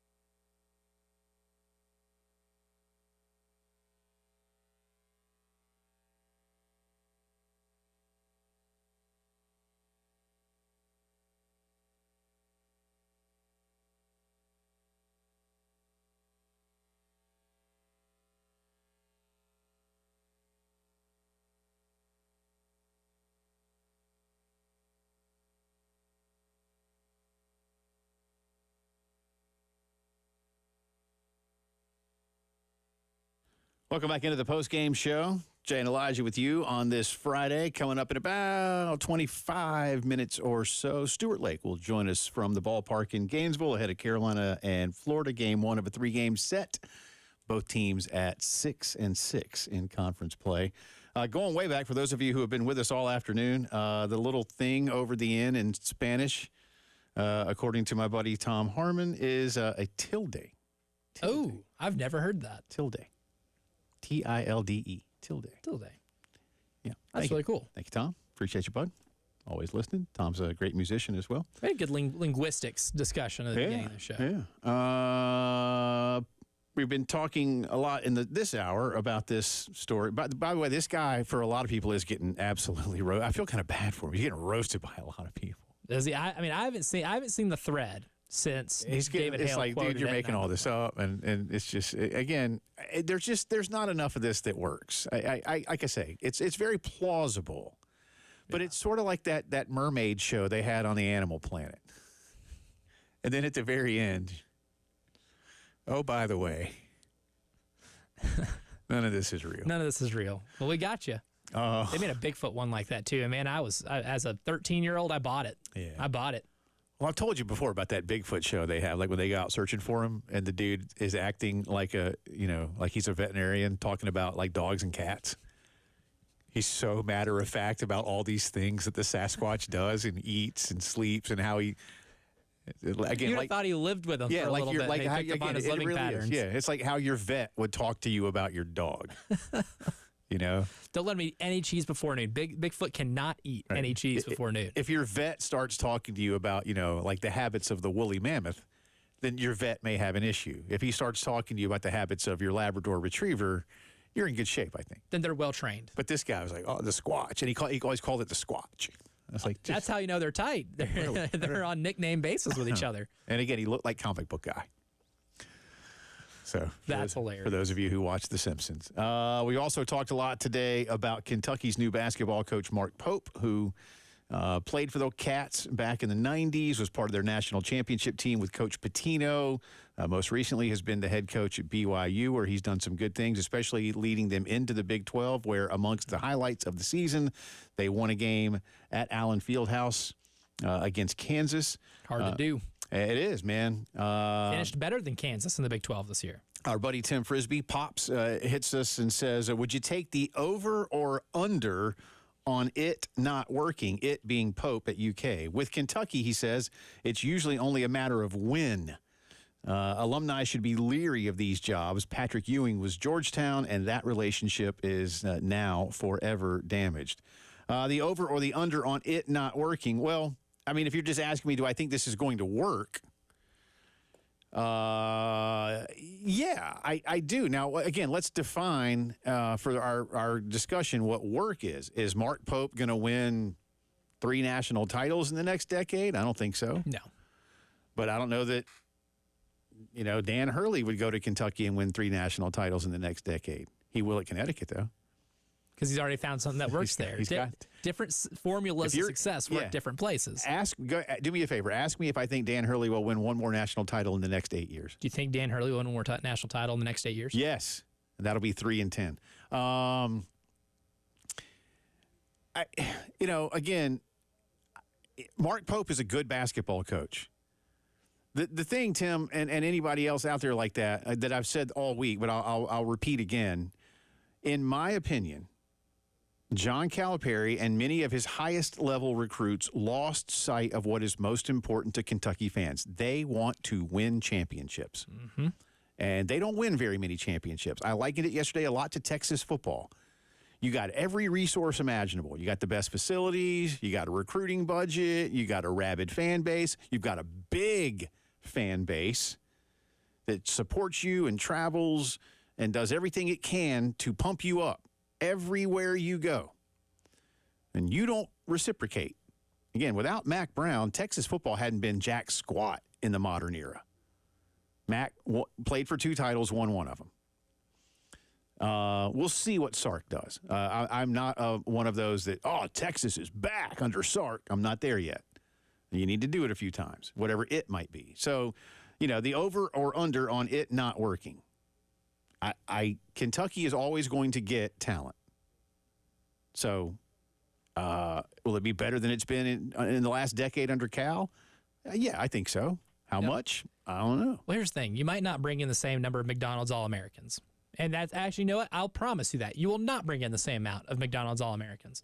But you know what you got? A better X's and O's basketball coach. You know what people in Kentucky complained about? Not having a good X's and O's basketball coach. They complained about not maximizing the roster, about losing 11-plus games every year with teams that just, vomit draft picks in the NBA. Right. Mark Pope is a good basketball coach. The recruits will come. The success will come. It's just not a sexy name. If you want a sexy name, hire somebody else. You want a good basketball coach, hire Mark Pope. Agree. So let's give it time. Let it breathe. We'll see what happens. Headlines and Stuart Lake coming up.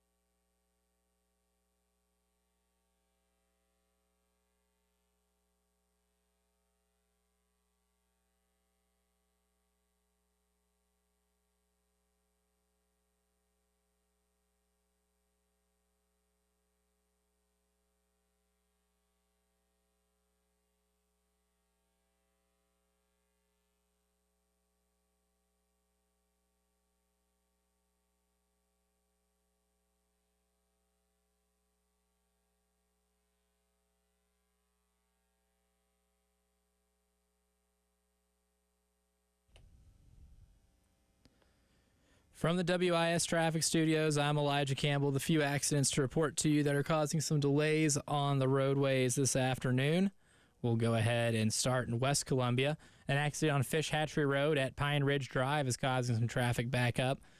In Richland County, we got some on Hardscrabble Road at US 21 near Wilson Boulevard. That's caused some issues here for about the last 30 minutes, as well as one on I-20 eastbound at Clemson Road near exit 80. In Lexington County, we got about 3 here, one on I-20 westbound after US 1 near exit 58, Another one on 20 westbound, this one at Longs Pond Road near exit 51, and one on I-26 eastbound, that's over at St. Andrews Road near exit 106. Back in Richland County, we got one on I-26 westbound at Broad River Road near Ballantine exit 101, and then one on I-77 northbound at I-20 near exit 16.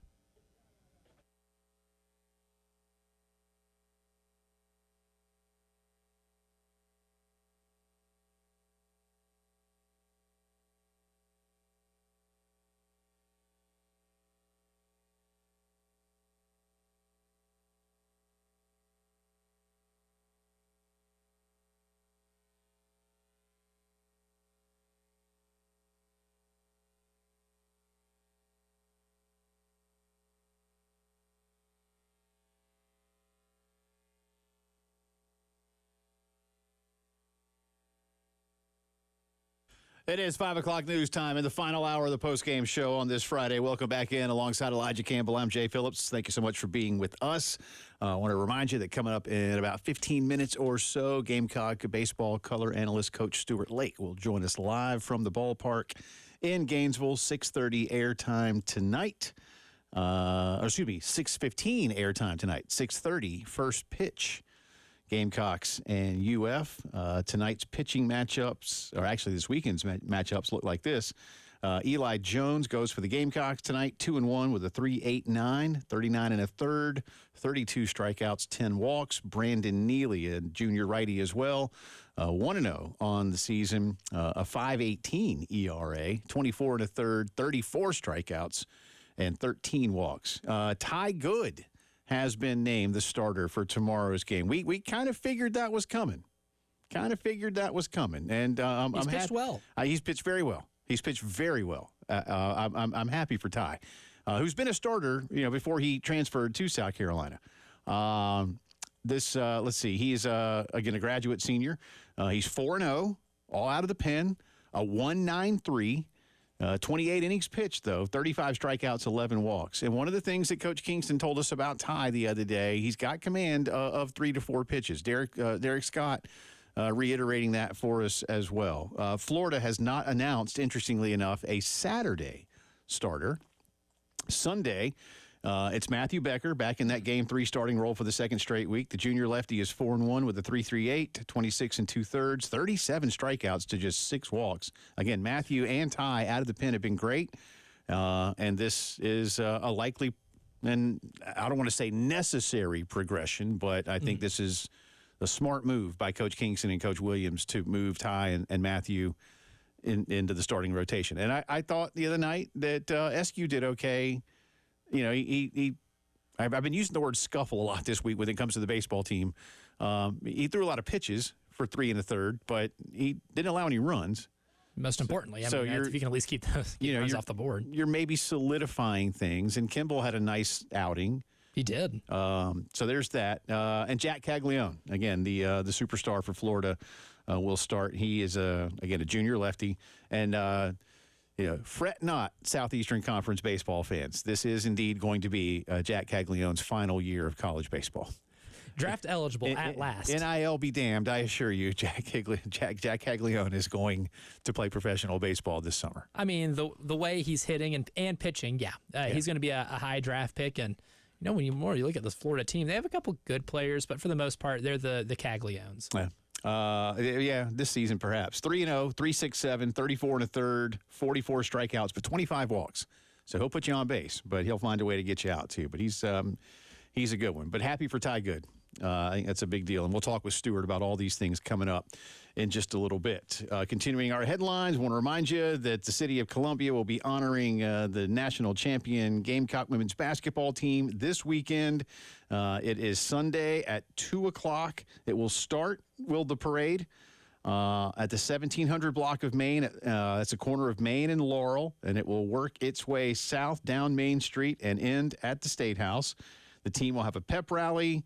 Mayor Rickeman, Coach Tanner, Coach Staley. And again, it says selected team members will participate. Like I said earlier, I think you should let them all talk. They all contribute after all. Let them all have a couple of minutes up there.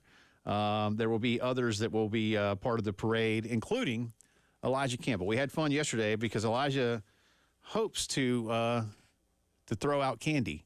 That's right, butterscotch candy, and I hope you all get really excited if you catch some. That's right. But you should probably check with that first because I don't want you getting hollered at. Hollered at? Yeah.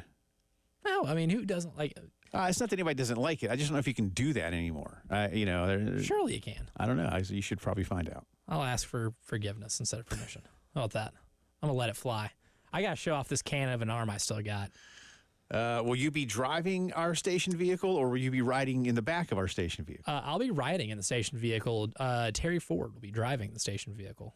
You should ride it. We have a Chevy pickup now. You should probably ride in the back and wave and all that, in a more free-form kind of way. Oh, yeah. I might not even wear sleeves. Okay. I was going to say. Tank top? I'm glad you said sleeves. I didn't know where you were taking that for a second. No. Oh, no. Head out of the gutter, Jay Phillips. No. I will be wearing. I think you wear something. If you say a shirt. Be tank top. It's going to be nice outside. Shoes. All right. I'll wear shoes. Yeah. Okay. The ground's going to be too hot. So, again, it'll start at 2. Cocky will be there. The band will be there. Cheerleaders will be there. Fun for the whole family. Main and Laurel is where it starts. So line up from Laurel Street south towards the State House and enjoy. It'll be fun. I'm looking forward to it. Bring water and sunscreen. Yes. Lots of sunscreen. Yep. Something I probably should do myself. Sure. Continuing our headlines of the day. If you have not yet heard us talk about it or have not been around the sports news today, the University of Kentucky has officially announced Mark Pope as their new basketball coach. You may say, I know that name, don't I? Yes, you do. He was on their 1996 national championship team, and for the last 5 seasons, he's been a very successful coach at BYU, including leading the Cougars into the Big 12 this season, where, amongst other things, they beat the University of Kansas on the road. Pope, of course, replacing John Calipari, who left to go coach the University of Arkansas. The statement from Coach Pope says the University of Kentucky is the pinnacle of coaching in college basketball.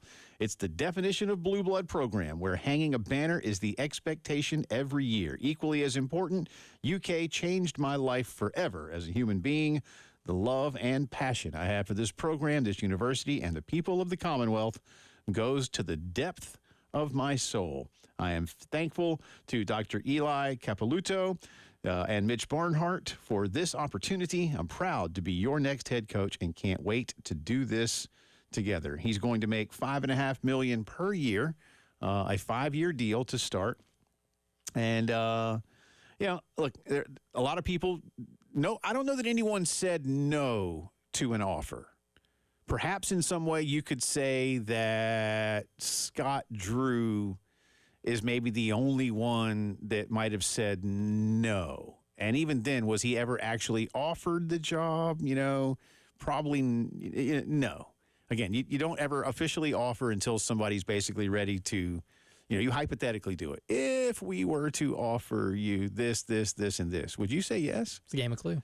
Yeah, that's what we said yesterday, and then you make, the assumption or whatever, but then you got to, or the suggestion, I guess it is. But then you go for the jugular with the accusation. You got to move into the room and you got to have everybody there and you got to, get it all done. A lot of Kentucky fans are not happy about this. They think that Mitch Barnhart failed to go after bigger names. I just cannot buy into that notion. I'm sorry, I can't. And I asked Elijah earlier to play devil's advocate on my behalf and try and explain to me why these people think he didn't go after the best names he could. Again, Dan Hurley ain't coming. He made that abundantly clear after the national championship. And why would he? Unless he just wanted to leave, why would he? He just won his 2nd consecutive title. It hasn't been done in 17 years. Winning championships in that sport is hard. It's hard. And establishing a culture in a college basketball program is hard. Listen. He did the hard stuff already to establish what he's got. Yeah. Going on a 6-game winning streak in January is hard. Going on a 6-game winning streak to win the national championship is harder. Dan Hurley wasn't going to leave. Again, Jay Wright's not coming out of retirement. Jay Wright is like a pig in slop. He's so happy. Again, he's got his titles, plural. He made a lot of money at Villanova. I'm sure he and Mrs. Wright are very happy. Again, Jay Wright is also a guy who goes and speaks to like big corporate outings for seriously. I mean, I don't know what he makes, but I would think that Jay Wright makes a minimum of like $100,000 a pop. Stupid money. Yeah. To just show up. Show up for a couple hours, get a free lunch, and give you a motivational speech that'll send the troops off ready to, go make a lot more money. And he makes like $5 or $6 million from CBS. It's a good gig, man.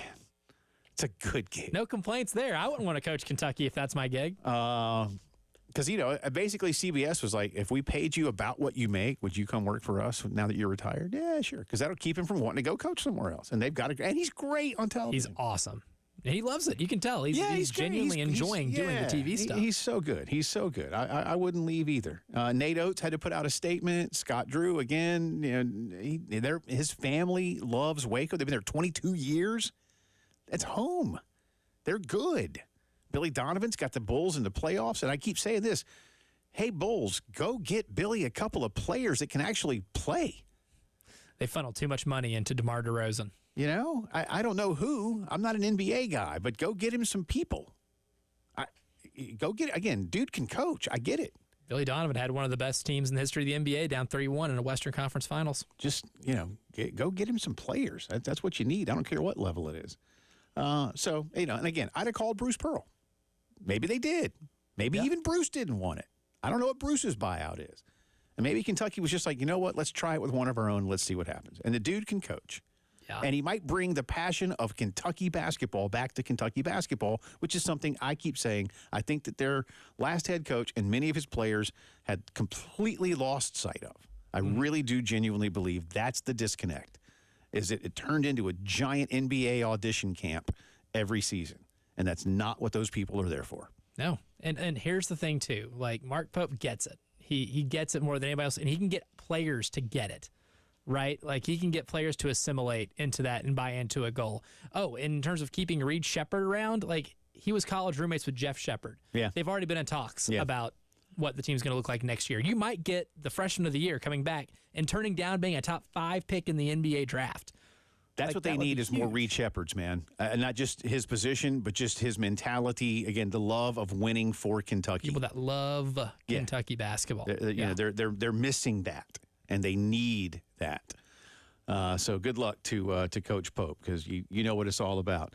Continuing our integrated media headlines of the day, Kyle Filipowski, Jared McCain, two top scorers for the Duke Blue Devils, are headed to the NBA, as is Connecticut center Donovan Clingan. No portal here. They're in. So they've done their part. Duke, man, they're going to still be good because they recruited at a high level. Oh, they're getting Cooper Flagg, who is, I guess, one of the more highly anticipated college basketball recruits since Zion Williamson. Yeah. That kid's a freak. He'll be good off the bat. Clingan. Kling Kong. Top 5 pick? 6, 7. He could crack top 5. Yeah. But he is a highly sought after prospect. And in a draft class that's not great. Right. He stands out. You know, every team needs a big.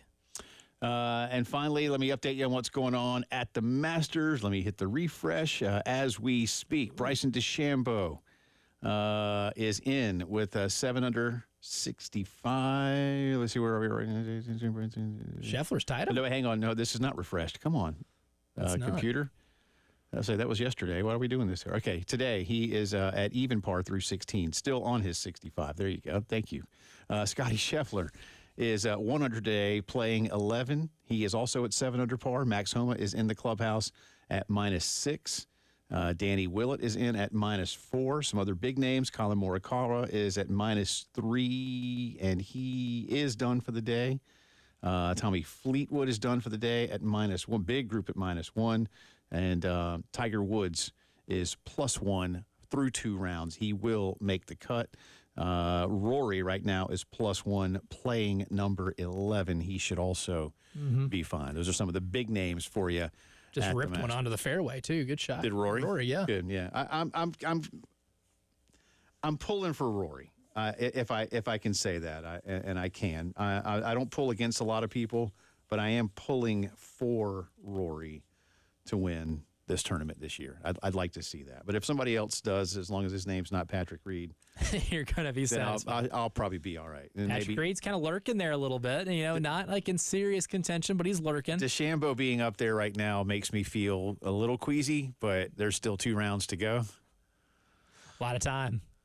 Integrated Media brings you the headlines every day, 803-948-8327. Whether it's just, loving the equipment you have and moving it around from place to place, whether it's just installing the video doorbell, or whether it's getting a brand new, complete home theater and security system and anything in between. Outdoors, too. Integrated Media will make it happen, and they are the best in the business across the Midlands of South Carolina. Call them up. See what they can do for you like they've done it for me. 803-948-8327. Gamecock baseball preview, changes to the rotation, and a whole lot more down in Gainesville. Stuart Lake will join us coming up.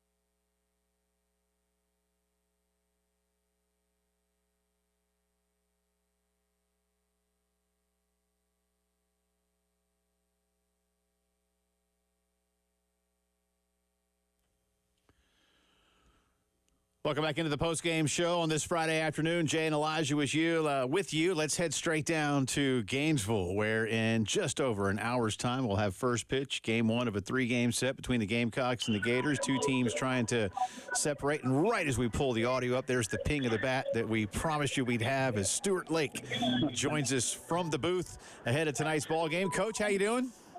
I'm doing good. Yeah, I came on down on the field just for y'all to get some real good Nat. Oh, beautiful! Even better Nat sound. Listen to it, Nat sound. Yeah. Listen, he's totally into the broadcast. Pro That's right. now. He's a pro now, man. This is what he's all about. This is a big series, and there are some big changes for South Carolina. I say big. There's certainly one big one. Ty Good has been inserted into the rotation. He'll go tomorrow against Florida. Let's get your take on how that decision came about from Coach Kingston and Coach Williams. Well, I think the biggest thing, and I've talked to King about, obviously, all those years with him, any chance you get to put a veteran on the mound, you take that opportunity. And Ty's done such a great job for them coming in different roles. I love the move. Give a chance to start on Saturday. You know Eli's going to give you a quality one tonight, and then you get the veteran to follow tomorrow. So I like the move. Stuart, it seems like when you look at a lot of basic hitting and pitching stats, these teams actually aren't very far off from each other.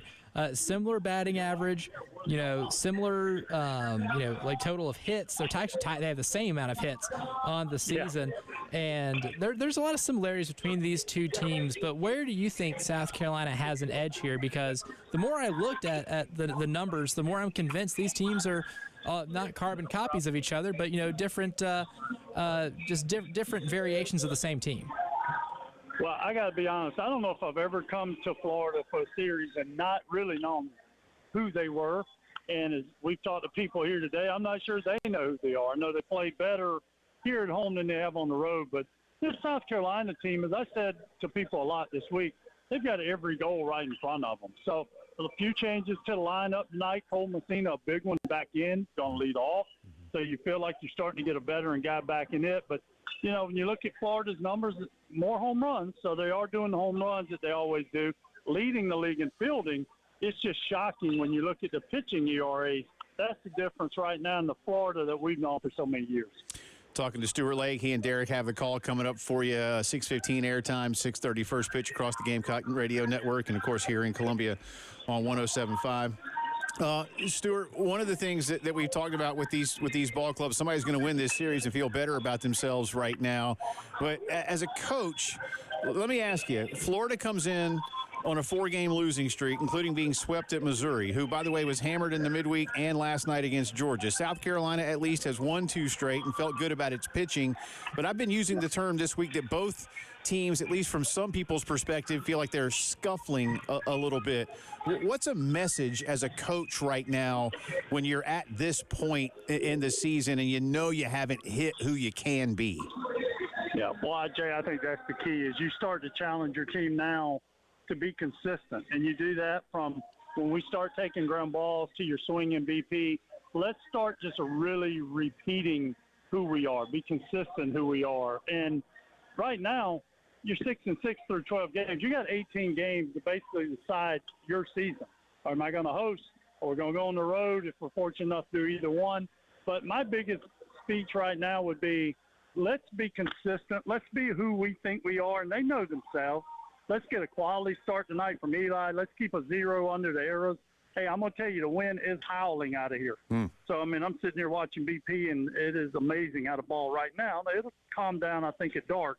But right now, just be aware, left center field, their ball's just flying out of here. So hopefully don't try to get into a match-em with power night. But if you do, the big thing is we've got Eli going who throws that sinker. So I hope it'll kind of equal that outcome. And, Stuart, one of the issues this team has had, and it kind of poked its eerie head against North Carolina, but it didn't beat you, thankfully, is, like the straining of runners on base. And there's been some struggles in the back end of the lineup in terms of hitting. But who do you expect, because baseball's a game of, like, positive and negative regression, right? Sometimes guys just go through slumps. But who do you think's maybe a candidate at the bottom of the order that this could be a really good series for them to be able to get back into producing in that lineup and being able to turn those hits and runners into actual runs? Well, 2 guys, I'm sitting there looking at the lineup, and Dylan Brewer and Gavin Casas. They're 2 guys, and, man, I've already kind of fist bumped them here in the dugout. I just think, man, those guys have got a ton of at-bats. They've had success at a high level. They're hitting out tonight. Let's see, Cassis is hitting 8, Brewer hitting 6. Those are my two kind of always used to say pick the click guys. If those two guys have a good night, I think this offense will have a good night tonight. And on that note, continuing with Elijah's question to you, Coach, you know, we've talked a lot this week about Will Tippett. Mark has reiterated multiple times he plays high-level defense, and you need him out there, and I get that. And yet, as a coach, you know, there is a line somewhere, I would think, and you've been through this. His conference batting numbers and offensive numbers are not good. Where is that line, A? And then B, Stuart, how do you push the right button? And what is the right button to push, perhaps, for a guy like Will at the plate?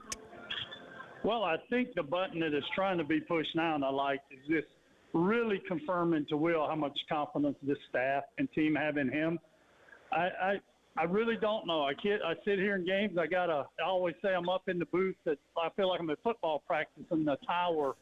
I've just seen a guy that has taken so many strikes before you have to even get an opportunity. I would love to see him just turn him into Dylan Brewer.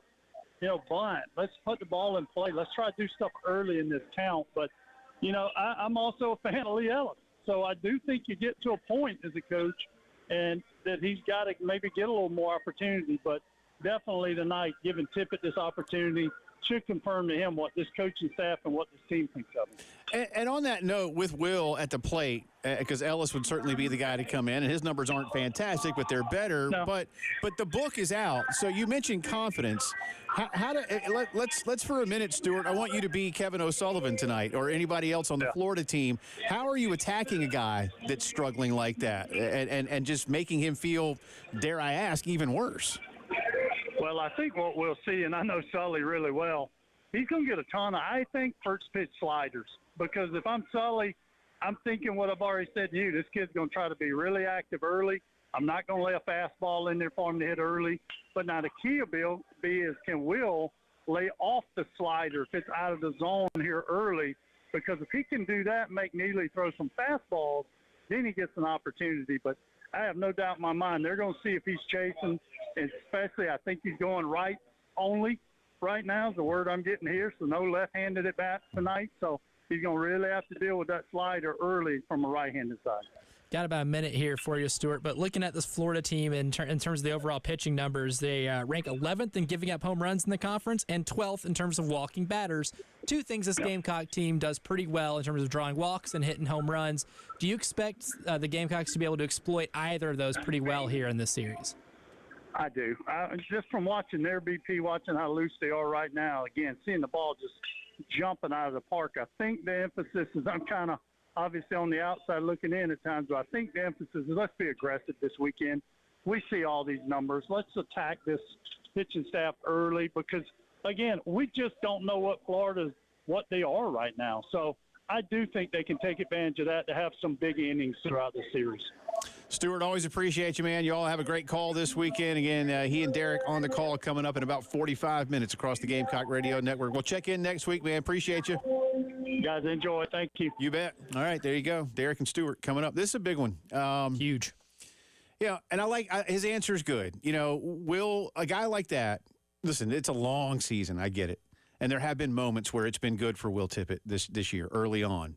But it's certainly tapered off dramatically. Let's just call it what it is because it's true. But you do need him. But there again, all right, maybe a day off. Maybe Lee Ellis comes in. Or, again, can the aggressiveness work for you instead of against you? How is he attacked? Because good baseball coaches on the opposing team are going to realize there's a wounded animal right there. Go for the kill.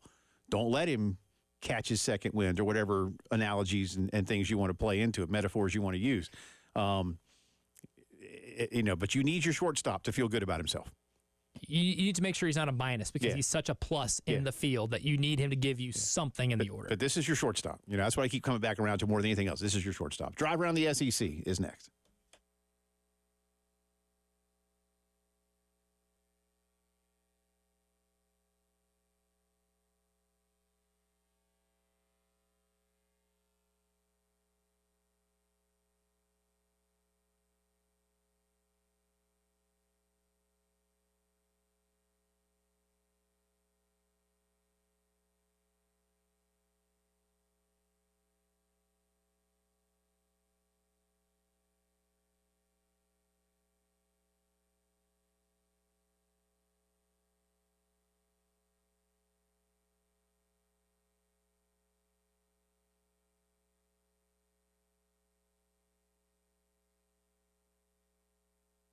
to me. Hey, don't forget that you can go to 1075thegame.com and register for the Palmetto Citizens Federal Credit Union Grand Slam giveaway. Every game, $25 will be added to the pot. It's a big pot, especially right now. If a Gamecock hitter rips a Grand Slam home run, you could win all the cash in the pot. Right now, it is at more than $800. Ooh. And again, it's a big pot. Money. It's $800 in nickels. So you're going to have to do a lot of counting. Yeah. There's got to be a Coinstar here somewhere that would take all those nickels. Just kidding. You'll get it all easy to use, probably digitally or some such. Log on to 1075thegame.com. And Pennies. as Terry Ford always invites you to do, look for the clicky, spinny thingy and register. And we hope you win the Grand Slam giveaway from Palmetto Citizens.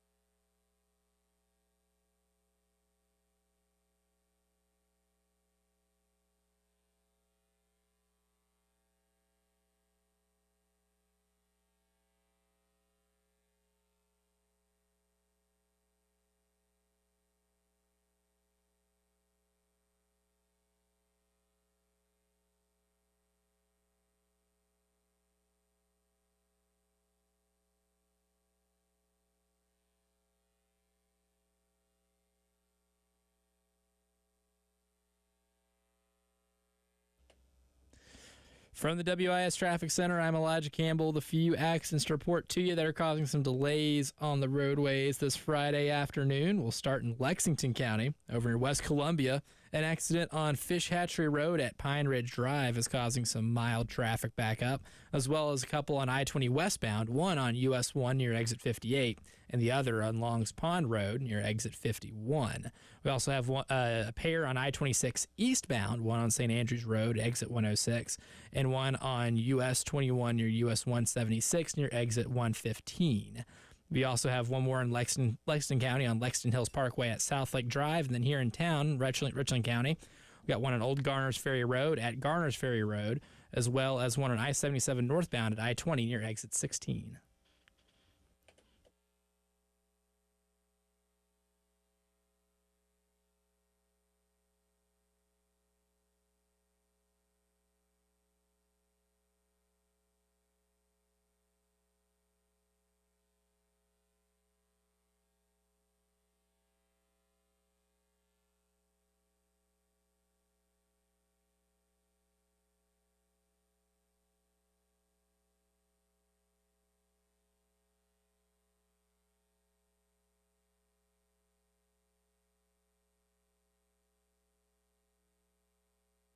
It is Drive Around the SEC time here on this Friday afternoon. Jay Phillips, Elijah Campbell with you. Carolina baseball coming your way in a bit. We'll get you some comments from Coach Kingston looking at the Florida Gators in just a few.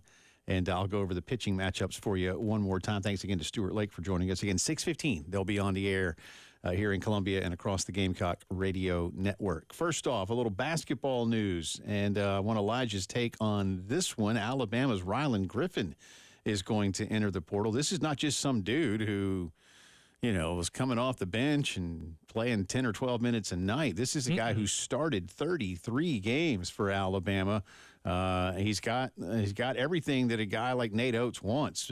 Big size for a guy on the perimeter, 6'6", plays the 2 or the 3, 11.2 points per game, 3.4 boards, and shot just under 40% from three-point range. When I saw this morning, I was like, is he going to the NBA? No, he's in the portal only. This is interesting to me. It's odd because he plays in a system that really utilizes his skill set. Yeah. He is like Nate Oates loves big wings that can shoot threes. And at 6'6", he is a big wing that can shoot threes, moves pretty well without the ball, really good in a fast break, fast style tempo offense. Rylan Griffin's a really good player, and he's a really good role player. Now, is he going to be the number one option on a team where you want him shooting 25 shots a game?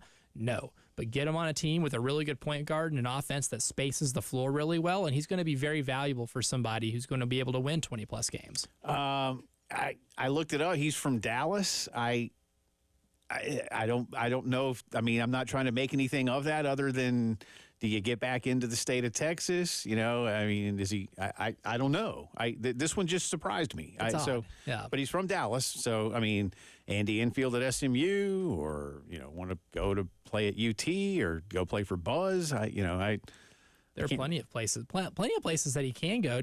Here's the thing. Yeah, a lot of teams that love to shoot threes. Yeah. You know what would be a good place for him?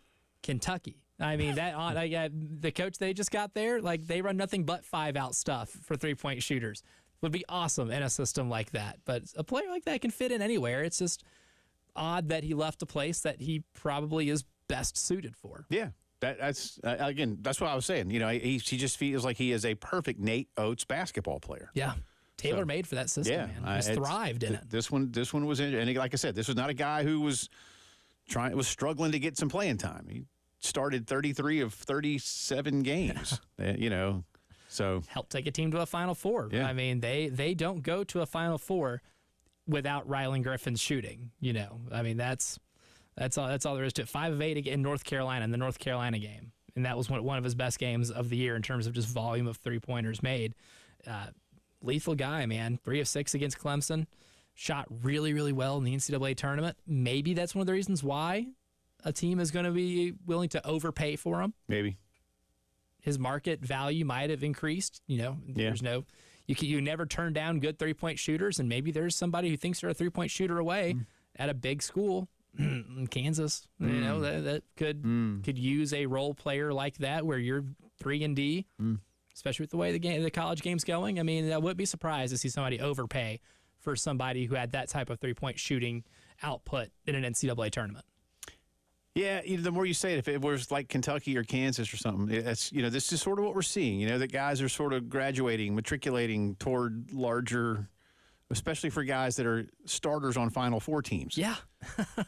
It's not like, they're a bunch of scrubs. Right. They went to a Final Four, and he was a big part of it. Right. Again, that's why I'll say it for the third time. This one surprised me. Not a lot does anymore, and it's not like, but I was like, wait. I was like, he's good. Interesting. He doesn't just play. He matters. In terms of role players, because he's not the first, second, third option on that team or anything. Yeah, but he was as good a role player as you're going to find in this conference. You got to have him, man. Those are vital. You got to have to him. winning games. SEC baseball, as we continue our drive around the league, Georgia and Missouri getting at least an old school football score of sorts. Georgia beats Mizzou last night in Athens 15-10. Georgia getting 4 in the fourth, 6 in the fifth. But then Missouri answered with 5 in the sixth, but not enough. Georgia tacked on. In fact, both teams scored 4 in the final innings, but didn't matter. Georgia got the early one, and they win game 1 of that series 15-10.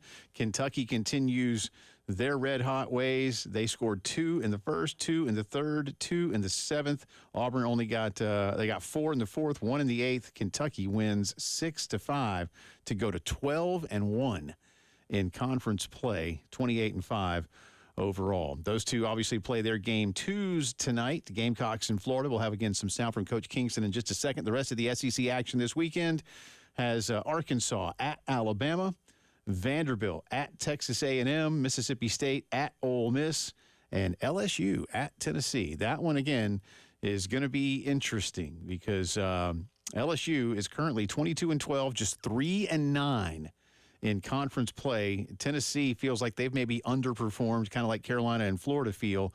The Vols, though, are at 7-5. This is getting to the point of must-win series for LSU, especially if you could do it on the road in Knoxville against a ranked team. I don't think they're going to, though. Oh, yeah, they're at the point now where you got to steal one. Yeah. Or 2. Yeah. You start this far below 500 in league play. You've got to be able to steal a road series or 2 somewhere because everybody in this conference, with the exception of Missouri and Auburn, are really, really good. They're not going to be any easy series, so you got to be able to steal somewhere. Maybe this could be one. I doubt it, but that's your SEC baseball action. And as we wrap up the drive around, one more cut from Coach Kingston. Cut number 2, please, Elijah, on our Coach Kingston list. This is Mark scouting the Florida Gators. Obviously, with them, it starts with Caglione, both from the pitching standpoint and the offensive side. He's a dominant performer in both areas, and so you've got to be very cognizant of him and what he can do to beat you. So it starts with that. They're an elite defensive team, as they generally are, and it's Florida. Again, they're going to have a very competitive mindset. They always have. They always will. And you've got to respect their ability to win games. They've struggled some in the midweeks, but they've also had some really good weekends. So we respect that. We respect the program and respect going down into their ballpark because in this league, that's always a challenge. It is. Again, I've said it a lot this week. I've used the verb scuffle. Both these teams are scuffling right now in some ways. Carolina feels a little better about themselves in the most recent couple of games, winning 2 in a row. Florida has lost 4 in a row.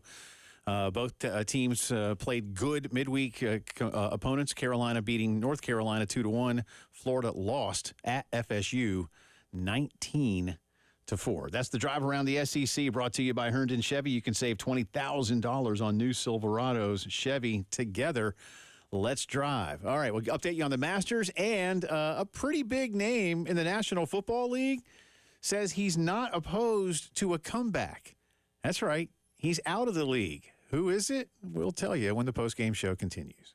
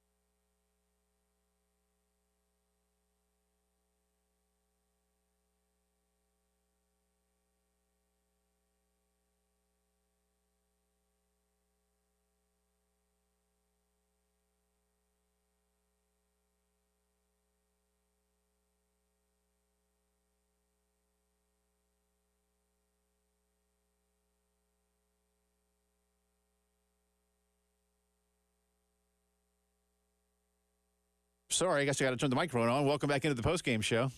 Microphones work best that way. That's usually how it works. I'm just so tuned into the Masters right now. Elijah had me all geeked up telling him about 16, 17, 18 in the close. 16 is hard. That's a tricky par 3 over water. 17, not typically one of the harder holes on the course. 18 is just intimidating. Those of you who have been know what I'm talking about, or you see it on TV. But again, if you've really been, you drive through that chute down, your tee shot goes down. There's a big, I was going to say something I won't say. There's a big bunker sitting right there. Arse. Pretty hard to get into it, but you can. And then, of course, that way uphill approach with big greenside bunkers, the gallery looming. You really can't see the green if you're down there in that little veil, which is exactly how Bobby Jones wanted a finishing hole to be. Excellent design for a finishing hole, especially if it's 18, man. I'd probably shoot like a 10. I'd probably shoot like a 20. I don't know if I would or not, but I'm really good at it on Tiger Woods golf. Which is all that matters. Yeah. For the longest time, you couldn't play at Augusta on Tiger Woods. Well, you know what they did? It was great. Augusta National relented, and what they did, because they're big into youth golf. And as I understand it, the vast majority of the money that the Augusta National Golf Club made for licensing to EA was to fund their drive, chip, and putt programs and their youth golf programs. Yeah. That's a good way to do it. Yeah. Back when I was still playing Tiger Woods golf pretty religiously on the old PSP. It's still my second favorite sports game.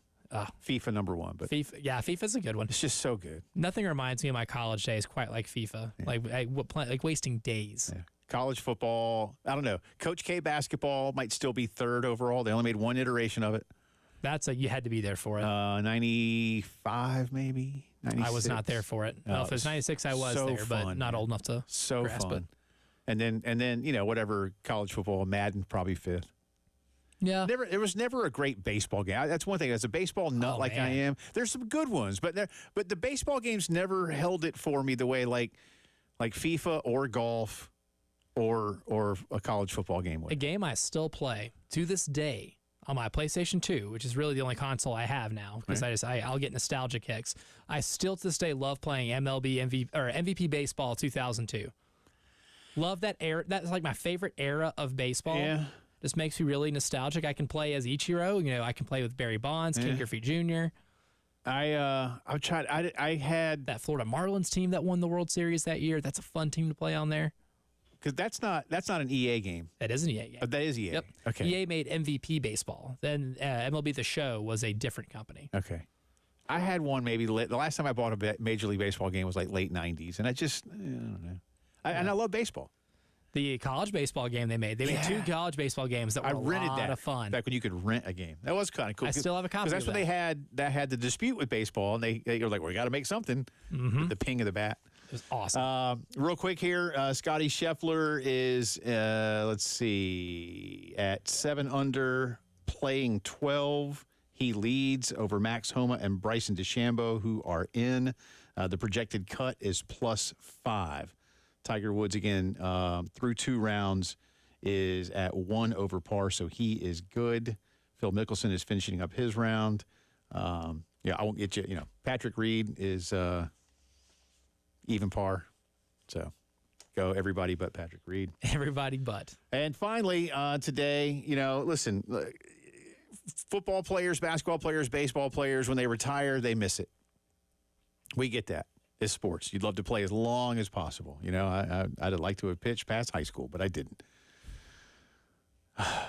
Tom Brady says that he is, quote, not opposed to it if it meant a team were to call him during the season because of injury to come play quarterback. Quote, I don't know if they are going to let me if I become an owner of an NFL team. I'm always going to be in good shape. I'll always be able to throw the ball. So to come in for a little bit like Michael Jordan coming back, I don't know if they would let me, but I wouldn't be opposed to it. Now, what he means is he's been invited and is being vetted as a potential minority owner of the Raiders, but that has not been fully agreed to yet by the NFL's owners. I can tell you right now, if you become a part owner of the Raiders before anybody calls you, hell's no, they're not going to let you do it. Unless it's for the Raiders, I suppose. Conflict of interest. Absolutely it is. So, and then does he want to reset his Hall of Fame clock? How about you just hang out with your kids, dude? I think he's addicted to it. I don't mean that in a bad way. That's what, I mean, he's in great shape. I mean, look, think about it, man. We talked about it. The year they won, even the year they didn't win in Tampa, the second year, he still threw between the regular season and the playoffs for like 6,000 yards. A ton of yards. I mean, I get it. You're really good, sir. But maybe go be an owner, enjoy life. Yeah, like Elijah said, take the kids to Disney World or some such. Something. Yeah. Thanks to Eric Kimberly and Stuart Lake. Y'all have a great weekend. Enjoy the Masters. See you Monday.